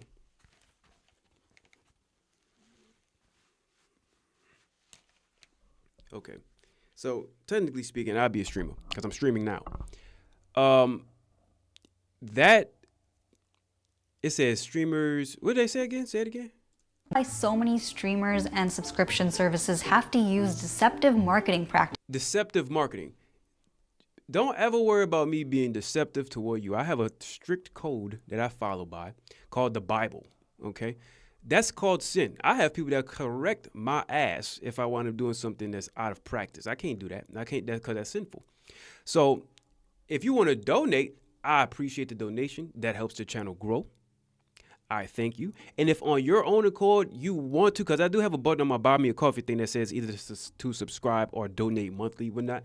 That is up to you. You do not have to do that at all. I will never, ever say that you have to do it or try to force you into doing it.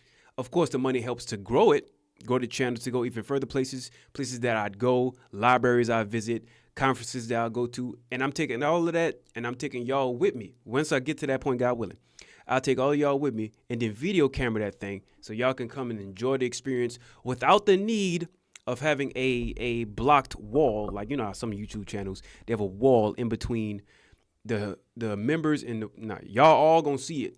Just donate, and then y'all gonna see exactly where we're going at with it. I ain't gonna do that to you. So that deceptive marketing, I have seen that, and I know exactly what you're talking about. Go ahead. This is to trick us into subscribing, like free trials that automatically become paid memberships and dark patterns that make it hard to cancel. Now, I'm gonna tell you where subscriptions make sense. Subscriptions make sense if, for example, I have an app that I made, and I'm gonna show you at the very end of my stream. I have an app that I made, and if this is a video, then whatever, you're just going to see me say it. Just look at the video that I put up there.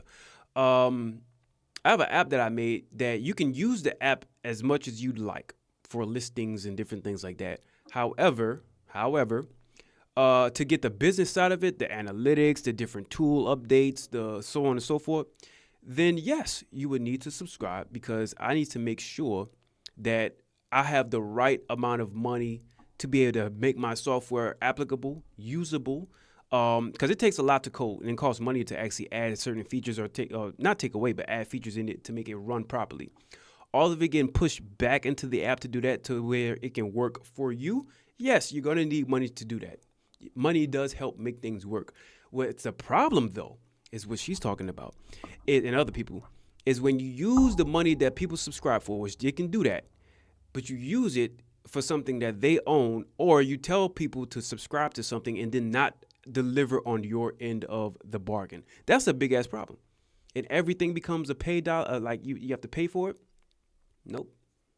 Tethering also allows companies to force us to use their expensive refills. It's a lot to talk about. GE put digital locks on some of their smart fridges, so you can only use their name brand water filters. Just let it roll for a while. Companies will encrypt anything: coffee pods, light bulbs, cat litter, and of course, printer ink.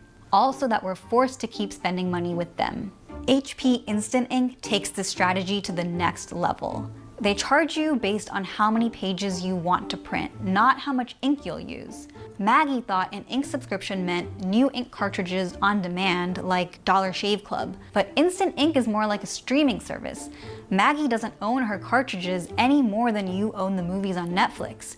Your access to them depends on a monthly payment. In other words, HP isn't selling you ink cartridges at all. It's renting them to you and charging you each time you use them, all enforced by software tethering. It's not even like you're getting like unlimited use of your product that you have in your home. You're having to only use it a small amount. It's like I could just go down the street and print somewhere else or at the library where you have to pay a few cents. Yeah. Instead of like having one in my house that I have to pay for. Maggie was kind of like, when I buy something and it comes with so many rules and restrictions, do I even own it?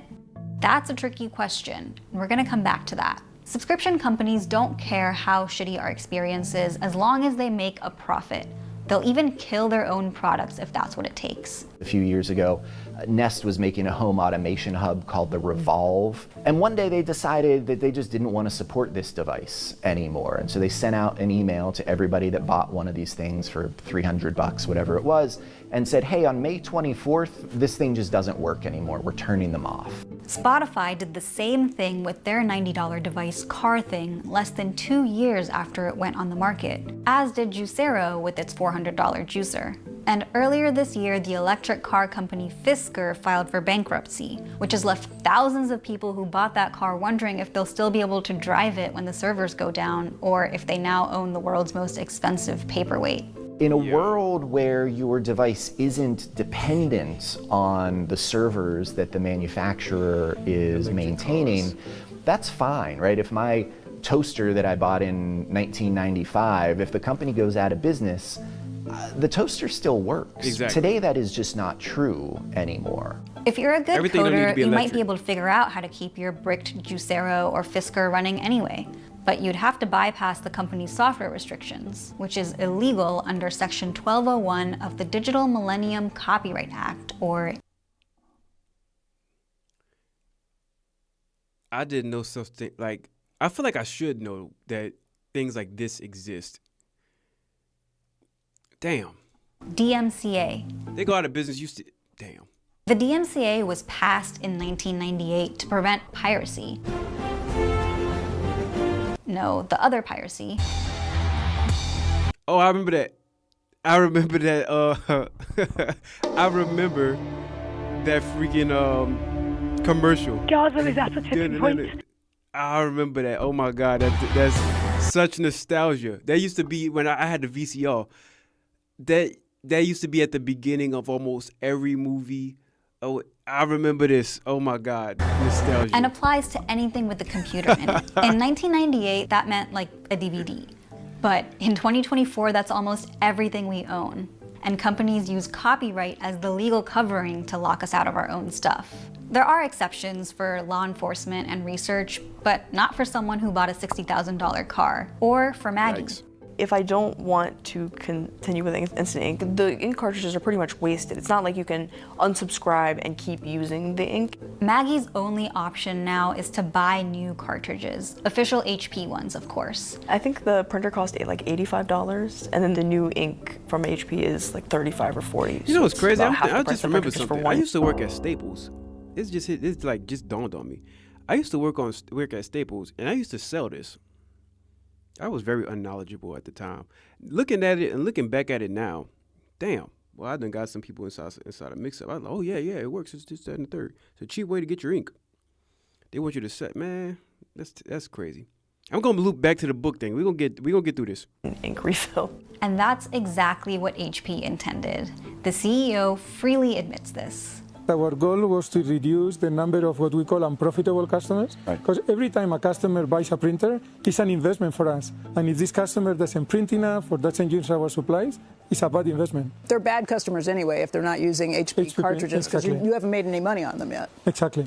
So to recap, Salesforce made all software into a subscription and then everything became software. Yep. Now companies don't have to earn our loyalty to get that predictable revenue. They can just force it with their software locks, and they're legally protected by our outdated copyright laws. That, I think, has led to a really profound change, not just in the law, not just in our economy, but like in the way that society operates. It's really crucial that people have some degree of control over the devices that they rely on every day, right? Their phones, their cars. Today, the balance of power is so out of whack that consumers and lawmakers are fighting back. Now to a consumer alert about those pesky subscriptions. Today, the Federal Trade Commission issued what it calls the click-to-cancel rule.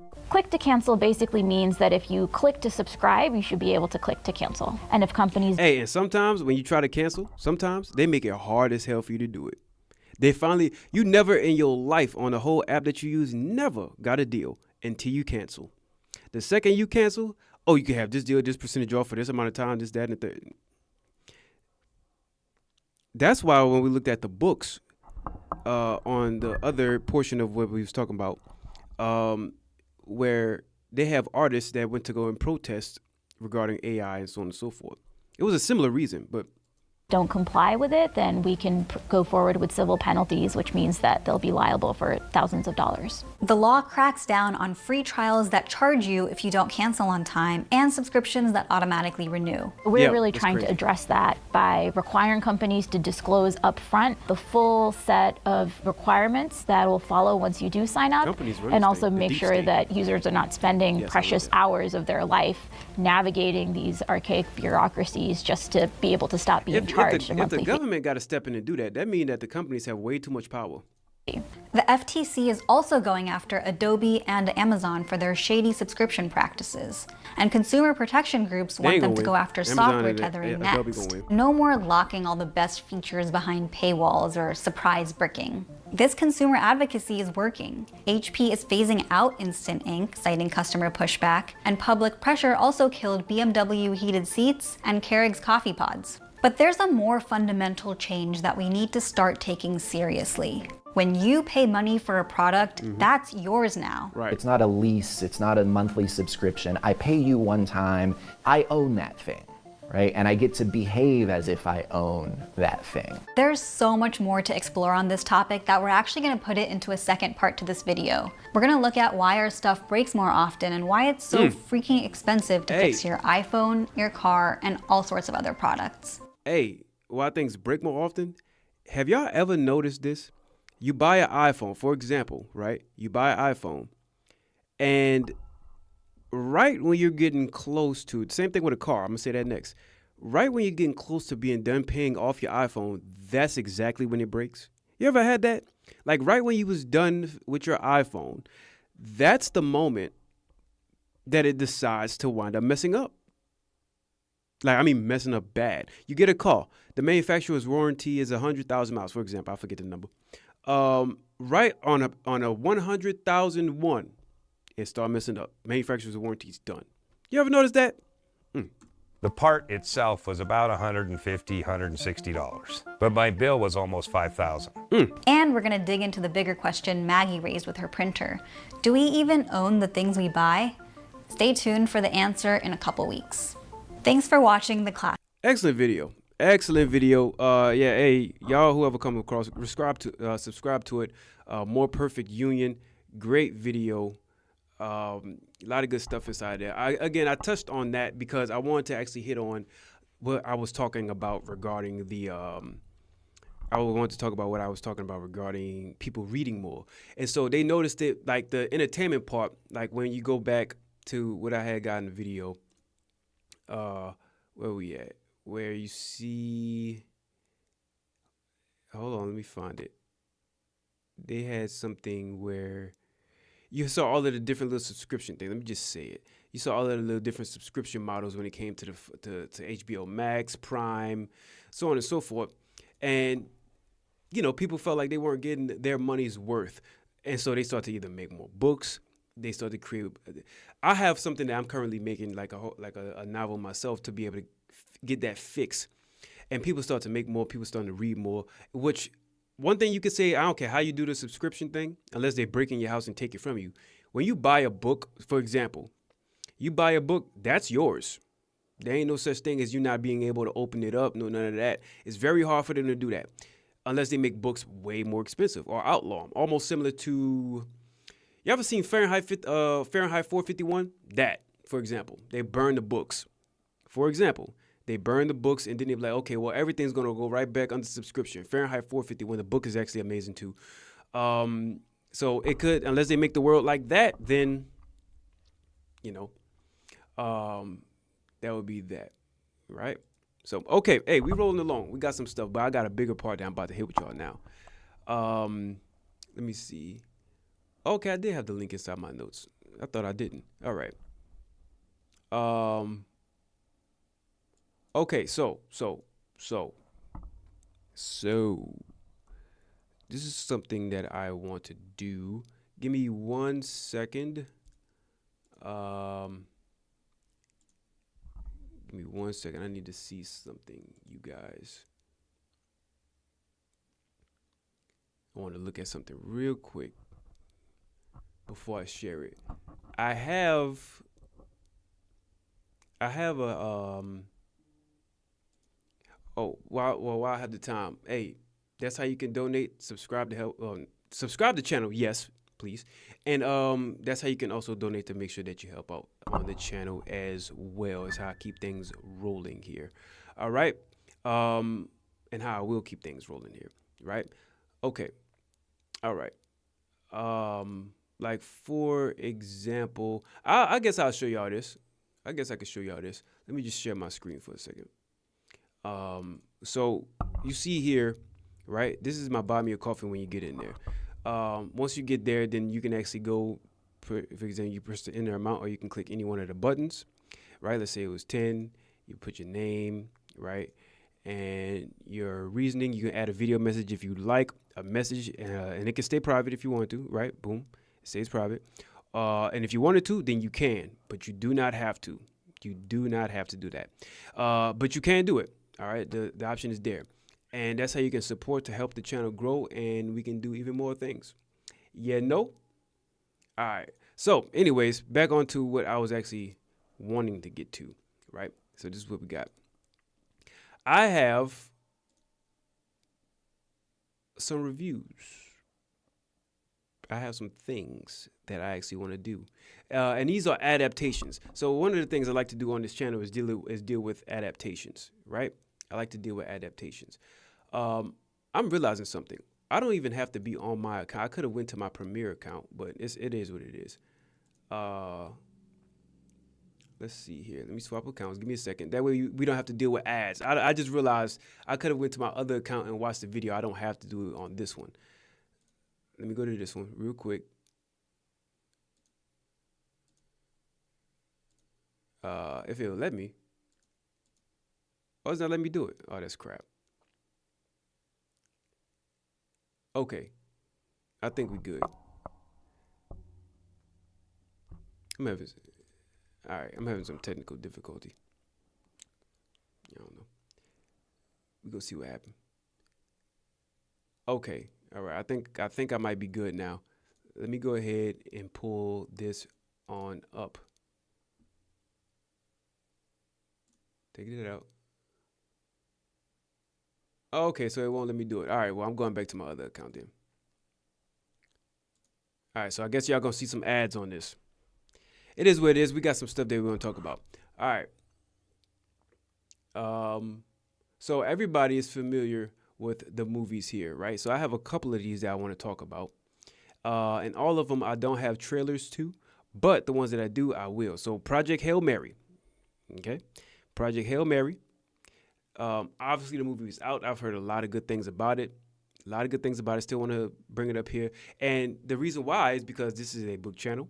I am probably going to actually get the book and then compare it. Now, people already did something to it, but I'm going to add my flavor to it. I'm going to do it my way. Let's see. So without further ado, let's go ahead and get to watching some of this stuff, Let's go ahead and get to watching some of this stuff.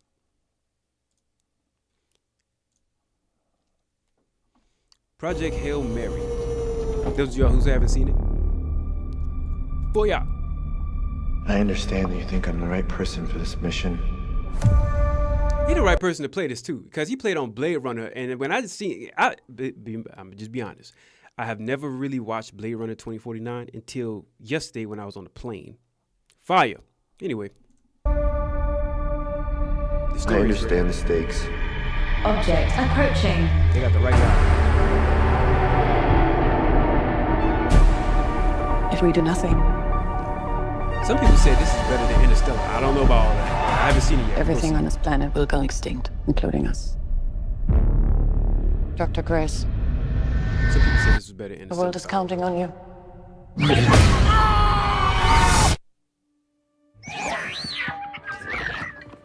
No, I'm sorry.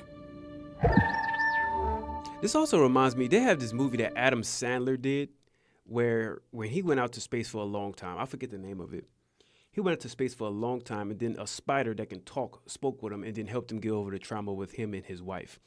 That was a fantastic movie, and it was very, very different. I wasn't expecting Adam Sandler to play that kind of movie. Usually he is something different, kind of a goofy guy, right? But man, that put a different light on him, that one. But anyways, let's play on.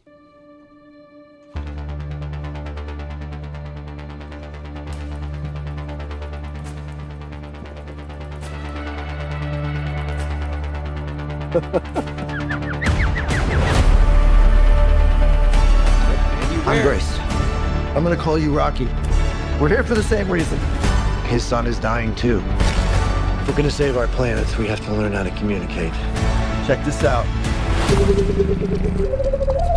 We have about 250 words. Let's find you a voice. Why is a school teacher in space? Nope. Why is a school teacher in space? Try this. I am Rocky. I like. So I have a new roommate now. Hi, Grace.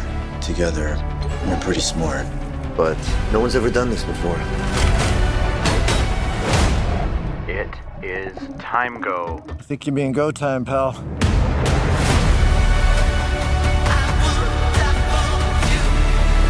I can see why people might There are think this is infinite possibilities I for can see this the to go elements. wrong.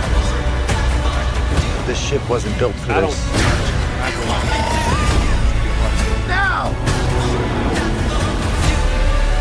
If Grace Rocky saves stars, we can go home. I think this is a one-way trip for me.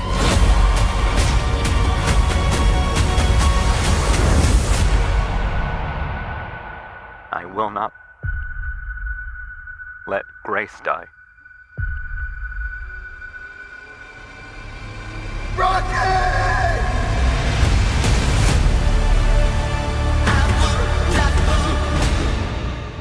So, okay. So they have that. Obviously, it's already out. It's been out for a little bit now. Fantastic.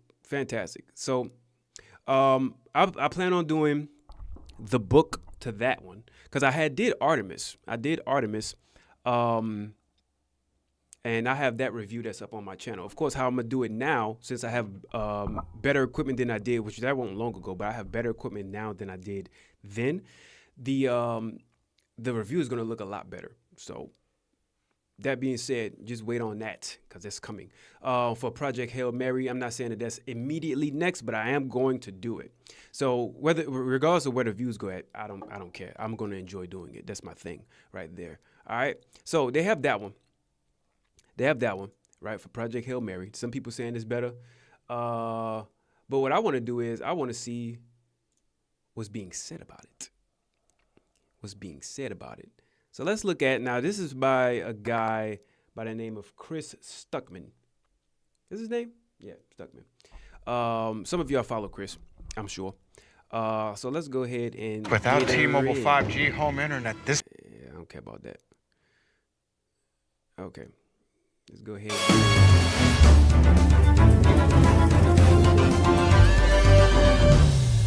Yeah, probably saw Project Hail Mary is directed by Phil. Yeah, if y'all saw it, right? Let me see. I want to look at my thing. No, y'all didn't. Okay. I have Scribble Scrabble for my notes. Anyways. Let's play. Phil Lord and Christopher Miller, based off the book by Andy Weir. Now, I'm still going to do my own review, right? I'm still going to do my own review. But let's watch his, because, again, people are saying that's good. Let me see what he got. Well-known movie critic and whatever the case is, so. And written by Drew Goddard and starring the man, Ryan Gosling. And here, science teacher Ryland Grace wakes up alone on a spaceship light years from Earth. As his memory returns, he uncovers a mission to stop a mysterious substance killing the sun and save Earth. An unexpected friendship may be the key. But I also want to give a big thank you to the sponsor for this video, Free Cash. I'm a gamer. I love playing games. I imagine a lot of you are too. But have you ever thought that you could make money while playing games during your spare time? Let me show you how. Free Cash is a fun and easy way to earn real money just by doing withdraw anytime interface. There's a pilot. Users get a free time. It's sponsoring Ryan Gosling, the star of Goosebumps and Young Hercules, amongst other great things. He's always been one of my favorite actors for as long as I can remember. I loved seeing some of his early films like Murder by Numbers, where he was starring opposite Sandra Bullock, and I was experiencing like, hey, that's the guy from Goosebumps, right? Like I remember seeing him back in the day, and he's on Are You Afraid of the Dark as well. Like that's my dude. To see him all these years later doing such amazing movies and truly giving what I think might be his best performance, I'm just really happy for him. This is a really great film. It's one of the best theater experiences I have had in years. Project Hail Mary is probably going to be one of my favorite movies of all time. This is my favorite film about space since Interstellar. This is a brilliant movie. You should not miss this. Okay, so yeah, I love it. I had it queued up. Let's talk about why. I had it queued up because I saw that he was talking about it. I was like, okay, well, let me just pick this one, then I'm going to watch it with y'all live. So I didn't watch it. I heard from others that said that they liked it more, like Charlie. He said that he liked it more, or Moist Critical, if y'all don't, So I think his name is Charlie, but Moist Critical. He said he liked it, I think, more than Interstellar, and then some others had said it. So anyway. He stated this movie shows a man waking up in a spaceship and he's not entirely sure why he's there. And as we uncover his memory through flashbacks, he's realizing the mission that he's supposed to have. Past and present narratives as one can be really tough to make compelling. Sometimes you start to like one more than the other and you want to stay in one, and when they go back to the other, like, no, go back to the thing I like more. This film is so great at balancing both of them, because when you do go back to the past, obviously it's not as exciting as a space mission because he's on Earth and they're trying to figure out how they're going to save the sun and most of the life on planet Earth. One of the reasons these flashbacks never get boring is because they almost always end on a really compelling cliffhanger. They leave you hanging sometimes, wondering how something came to pass or what's going to happen to some characters that you've become fond of. One of the things about the present narrative that I really loved is that he's on the mission. And so when you flash back to the past and he's debating whether or not he wants to do it or if he has the bravery within him to do so, you're thinking to yourself, like, I mean, he's on the ship. Whenever movies do something like that, like for instance, open a movie showing somebody die, and then you spend the rest of the movie finding out how they died. And you're like, well, I know they died. So like, why do I care about any of this? Some movies fail at that. Some movies are very good at subverting your expectations. What this film does, of course, I won't get into the details of it, was like unveiling this whole other level to the film that was deeper and darker than I expected it to be. And it will make subsequent rewatches, which I cannot wait to do on opening weekend. I'm going to see this movie again on opening weekend. Far more interesting. It's just going to make the experience even better now that I know what's going on, and there's just a lot more happening that you can appreciate. But it still works so well on first viewing. Ryan Gosling, I really do think this is the best performance I've ever seen from him, and I have seen a lot of great work from him. A lot is asked of him here because this is a performance that requires quite a bit of comedy. He's instantly likable, not just because he's Ryan Gosling and we love him from other films he's done, but because his character is really genuinely like the little guy, despite the fact that he's buff as hell. Like, that's the only thing. It's like they never showed him like working out, but he's pretty cut, and he's like a nerd. You can't have everything, okay, Ryan Gosling? He's very funny in the movie, but also excellent in scenes that require him to go to a deep, dark place where his character is facing life and death situations. It's also a very physically demanding role. There's a lot of scenes where he's floating around this ship being tossed all over the place, and from what I understand, the shooting conditions were meant to be very difficult on purpose so that it would look great on camera, which it does. This film is shot by Greg Fraser, who is already a legend. This film looks... Listen, I cannot tell you how pleased I am with this movie. It just is everything that I want films to be. Yes, it is based off of a book, but it still feels like a big swing to get audiences to come see this movie. Not everybody knows about the book, you know? It feels like it's still facing some of the same battles that your average original big movie faces. And Lord and Miller have already proven themselves with their incredible taste. Films like the 21 Jump Street movies and the Spider-Verse films. But this is a whole nother level. This is easily the best thing that I've ever seen them direct, that's for sure. It's just such a gorgeous looking movie. Obviously there are visual effects shots, but they have taken quite a bit of care to make this feel as handcrafted as possible. Let's talk about Rocky. This is, I don't even know, maybe my favorite nice alien since like E.T. or something. The friendship between these two is so heartwarming and Adam Sandler. really funny. I cannot wait to show my kids this movie when they're old enough to appreciate it. It is the exact type of thing that I go to the movies for. It is one of those movies that will remind you, like, yes, this is why I love cinema. This is why I want to be a filmmaker if you do. It just is that brilliant reminder that we get once every few years why we all love this stuff. Also terrific in the movie, Sandra Huller. She plays the woman who's getting this mission together and trying to figure out how it's all going to happen. And there's so much going on with her character behind the scenes. It's revealed in a karaoke scene of all things where you really see like this level of depth to this character that she just won't reveal to too many people. Right. And she has to stay strong like that because of the situation they're facing. You can read all of that in her performance and the subtext of the writing. I really cannot sing this movie enough praises, guys. I am begging you to see this film in a theater. Please go see this film on the big screen. Pay for a ticket on opening weekend and on the second weekend and on the third weekend. Do not wait for streaming. Go see this movie. I knew about the movie for a while, but I just didn't go see it. I had things to do. It is terrific. You gotta support it. In fact, I'm gonna bring something back. I'm gonna give Project Hail Mary an A+.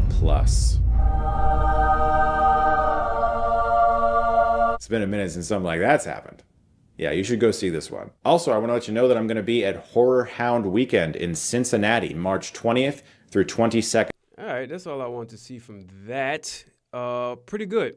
But I'm going to tell you what, I'm going to have a separate thing that I'm going to do, right? You see right here, maybe you can't, but I like, now this is Star Talk, right?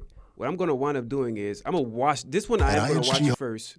I'm going to watch this one first before actually react to it, but then I'm gonna have a separate video going over this video, and it's a long one, so y'all, that's gonna be a full day stream for me. So once I do get ready to actually do it, then I'm gonna bring this over and then actually watch it. Let me see, hold on. All of these advertisements, yeah, I should have just, well, it's all right, it's okay, it's all right. So Star Talk, that was some good stuff. And then I plan on actually doing it here. And that's Andy Ware, the man himself. And then we'll just get into what he had brought out there. So he has a lot of different talking points inside of this. So I'm going to get into that. I'm going to get into all of that. And then we can go into it because I know they have fans of it. And then it's going to be that much more of a thing. Andy Ware, he's making himself into, from what it looks like, he's making himself in the books he's making, is very sci-fi heavy. And he's starting to get into that aspect of, you know, people that actually have fan clubs like J.R.R. Tolkien with Hobbit and so on and so forth. So he ain't make nothing like that yet, but he's on the road to doing such. Anyway, okay, so that was Project Hail Mary, all right? Good. Let's get on to my next video. Whoops. Click something I wasn't supposed to click. Let's get on to my next video. If I can get there. All right. So the next one that I have for y'all Now, I did Project Hail Mary. So the next one that I have is, well, where's my thing? Oh, here it is. All right. So for those of y'all who are a big fan of this series, well, this one I know didn't come out yet. At least I'm sure. Shame on me for not knowing, right? Nah, this one I don't think came out yet. So, Dune. Yeah. Dune. And Kino Check, y'all already know. Y'all already know what time it is. So, now with Dune in particular, right? So, I have a summary for those of the people who don't really. Matter of fact, let's do this. Let's do this instead. Let's look at the summary together.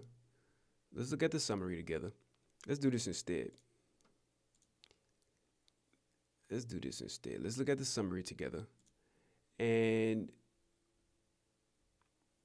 what I want to do is be able to break this down. I want to be able to break this down for you, or at least read it at the very least, because I know now people could just do this on their own, but I know people don't. So I'm going to do it here so that way when I actually pull it up, you'll be like, oh, okay, so this follows. Okay, I'm with you, because people probably watched it. And I saw in the comments even, there are people that was trying to watch it, and they couldn't get through the movie primarily because they probably didn't know how to, finish it. Didn't even know what was going on, try to follow along. Well, here we go, right? So I'm going to read a very brief portion of this summary, right? Let's get it. I believe that's readable. Hold on, let me make sure that's big enough. Make sure that's big enough for you. Okay, make it just a little bigger, because my screen is like very wide, and if I don't do it, then it's gonna be hard to read. Okay, all right. So I think we good now. Let's get it. All right, so now Dune, full book summary. Now, Dune is based on a complex imagined society set roughly 20,000 years in the future. The setting is in the year 10,191, and human beings have spread out and colonized planets throughout the universe. Very popular theme when people do space colony type movies. Rebel Moon is another one. I wanted to have a book for that, but we'll see. On the planet Caladan, Duke Leto of the House Atreides is preparing to leave for his new position as a governor of Arrakis, a desert planet with valuable resources of Melage, I think I said that right, a spice drug that is extremely popular with the wealthy people. Leto and his family, including his concubine Jessica and his son Paul, suspect a trap by their rivals, which this is part of what you see inside of the first movie. At the very beginning, right before they start to leave Caladan and start to go towards Arrakis, they try to do an assassination attempt. The Harkonnens, led by Baron Harkonnen, Leto decides to settle on Arrakis because of its rich supplies of melange, despite warnings from his men, including his advisor, Thufir Hawat, and his master of arms, Gurney Hellick. The Atreides have arrived to Arrakis, or on Arrakis, and the Duke quickly. Oh, what happened to my screen? It went black on me. Sorry, y'all. And the Duke quickly moves to secure the planet from Harkonnen attack. His main plan is to enlist the Fremen, the tough natives of the Arakian Desert, as soldiers and advisors. Meanwhile, Paul's and Jessica's special abilities intrigue the Fremen. Jessica is a member of the Bene Gesserit. Gesserit. It's the people that had those powers in the movie. If y'all ever got to that point, where did I leave off at?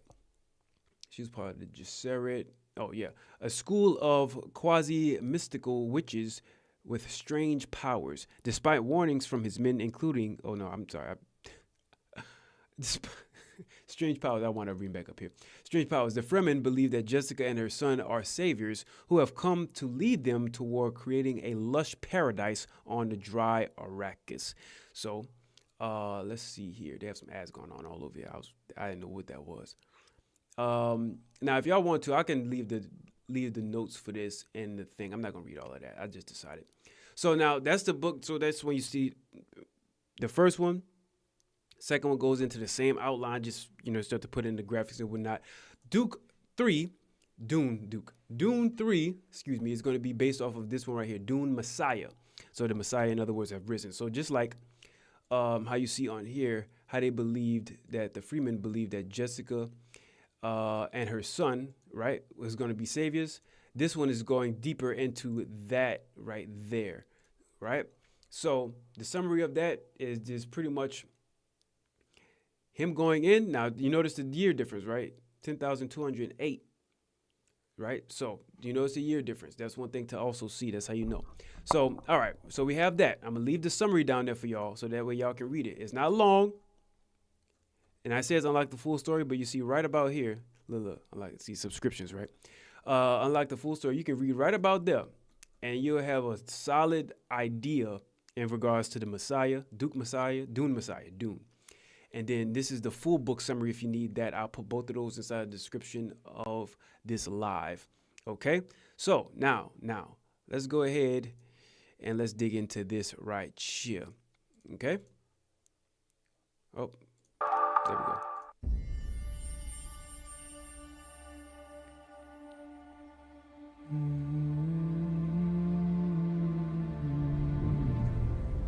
Now the book series, I can't still do the book series also. That's why I'm bringing these up. I didn't do The Martian, but not Artemis. Artemis is coming out with a movie too by Andy Weir, just to let you know. And that's gonna be a very good one. I love that. That was a very, very good book. Just saying, very, very good. But separate. I'm bringing these up because I'm gonna do a book review on these. That's why I'm bringing these up. So Hail Mary, I'm gonna do one for that. My own flavor to it. They have Dune. I'll do the series as one video, probably a live stream on that. And then the other ones I'm gonna make mention of too. Her name should be Ganima. She would need to be strong, like her mother.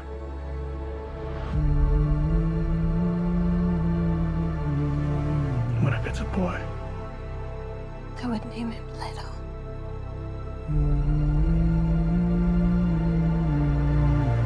So he wound up having So you would have a the baby, wisdom or about to have a of baby, his grandfather. again with one of the Freemen.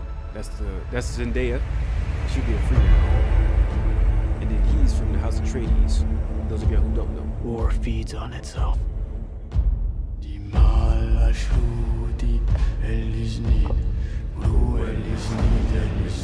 I hope this music isn't copyrighted. This movie is gonna be amazing. The more I fight, the more our enemies. That's the just Seren. Them. Hey, don't that look like the cryo inside of that game Marathon? This is like that cryo. If y'all, those of y'all know what I'm talking about. I'm doing the best I can to protect my family.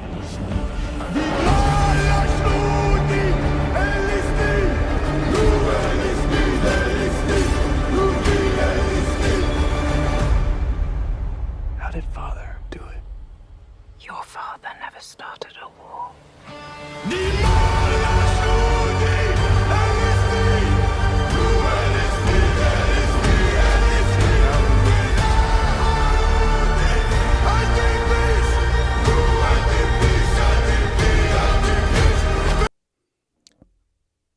I thought, okay.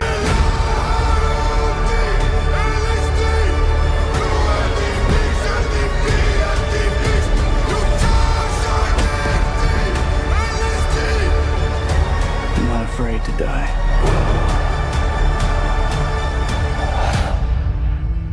But I must not die. Yet. That's good stuff. That's gonna be good. Part 3.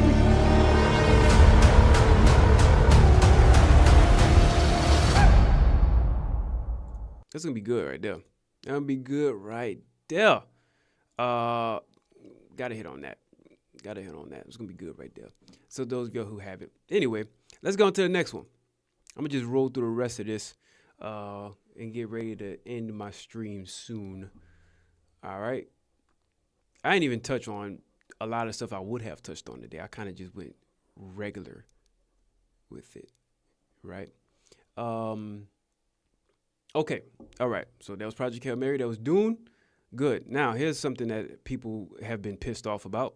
Let's get it. It's an actual book, but I'm going to do the book because people are kind of aggravated with this one, right? And you'll probably see it up here. Boom. Let's dig into it. Probably going to be an ad come up, I think. All right. The Hunger Games. A lot of people are upset for some reason.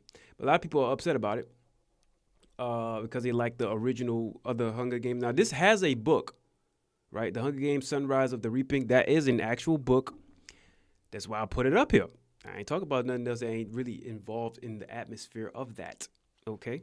So I'm going to hit on that. So here's another one. Let's see it. And I'm going to see how, now I'm going to make sure I'm going to be on it per se regarding the movies I just put up and this one and the next one.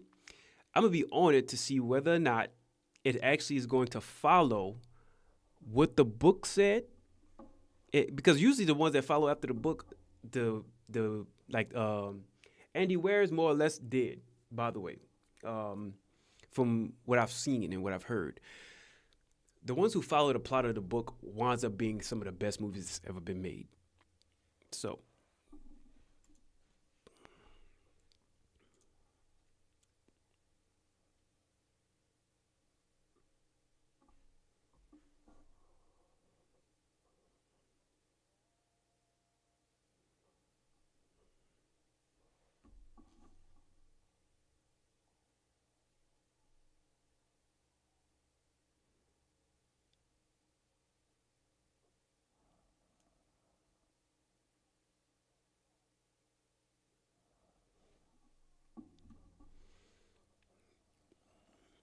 This feels so different though.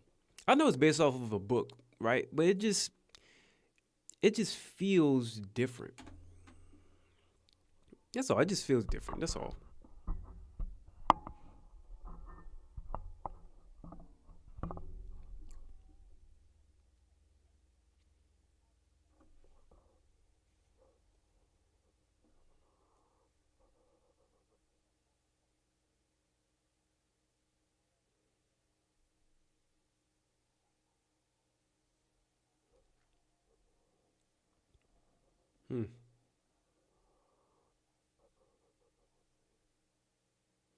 This don't look nearly as dystopian.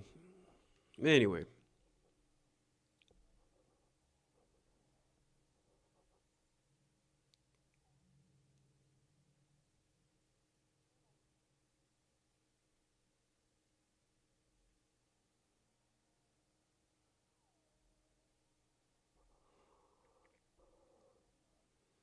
The graphics are good, which that's expected, right? But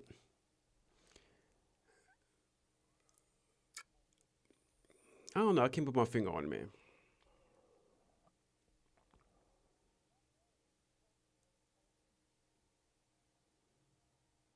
Some concentration camp kind of stuff.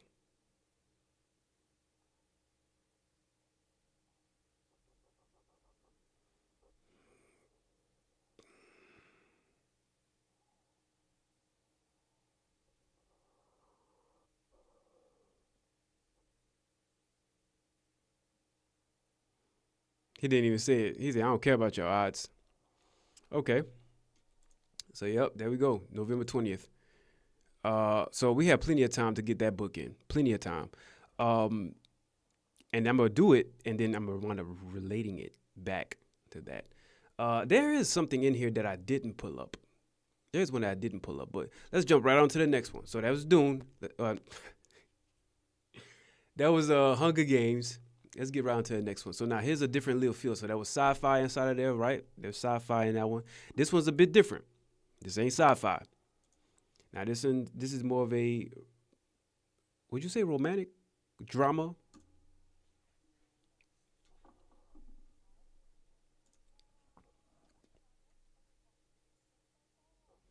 There's a book on this too.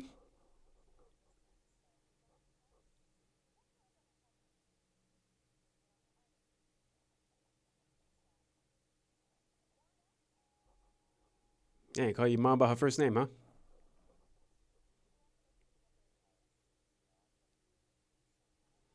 I know a lot of people are into this kind of movie stuff right here. The stuff I just showed, the sci-fi, they're like, okay, yeah. But there's a lot of people into this kind of genre. The drama mixed with a little, this ain't thriller at all, but the drama mixed with romantic, a lot of people into that, especially women. They all love these.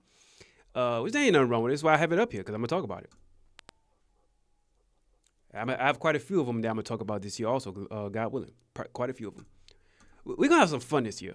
I'm going to get a lot of these in. We're going to have some fun with this. I have a lot of stuff I want to show y'all. Can't wait.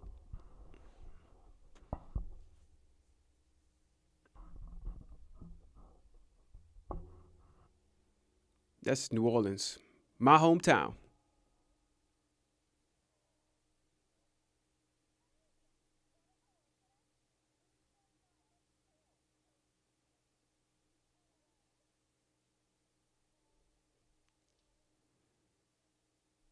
Hey, well, I'm gonna wait.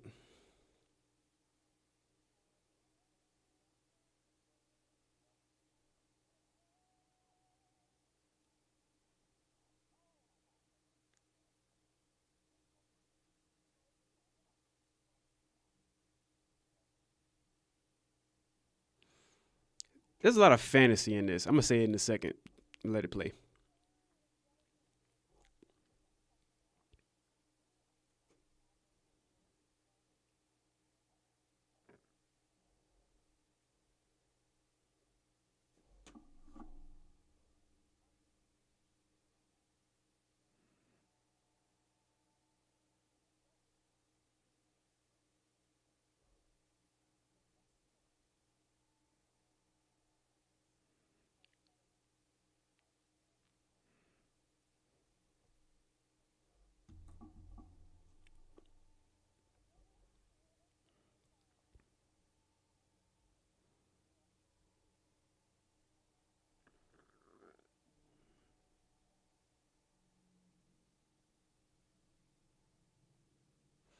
Okay, so that's already out, right?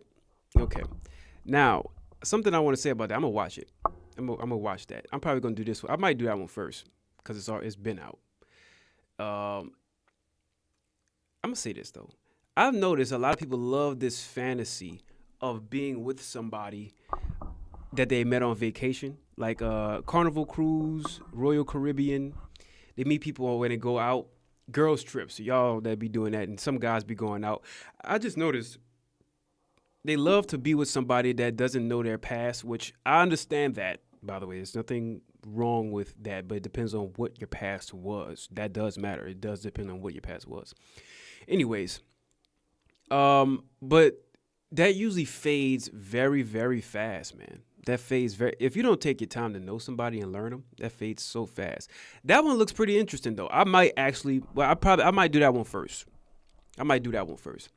Because I know that's a hot topic, things like that.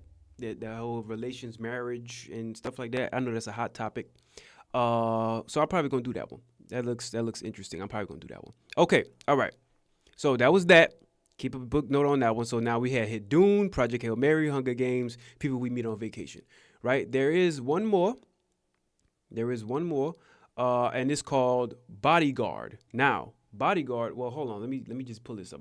Before we leave People We Meet on Vacation, I have some on my notes here. It's good that I write notes. Otherwise, I'd forget. Let me pull this up. Let's pull this up here.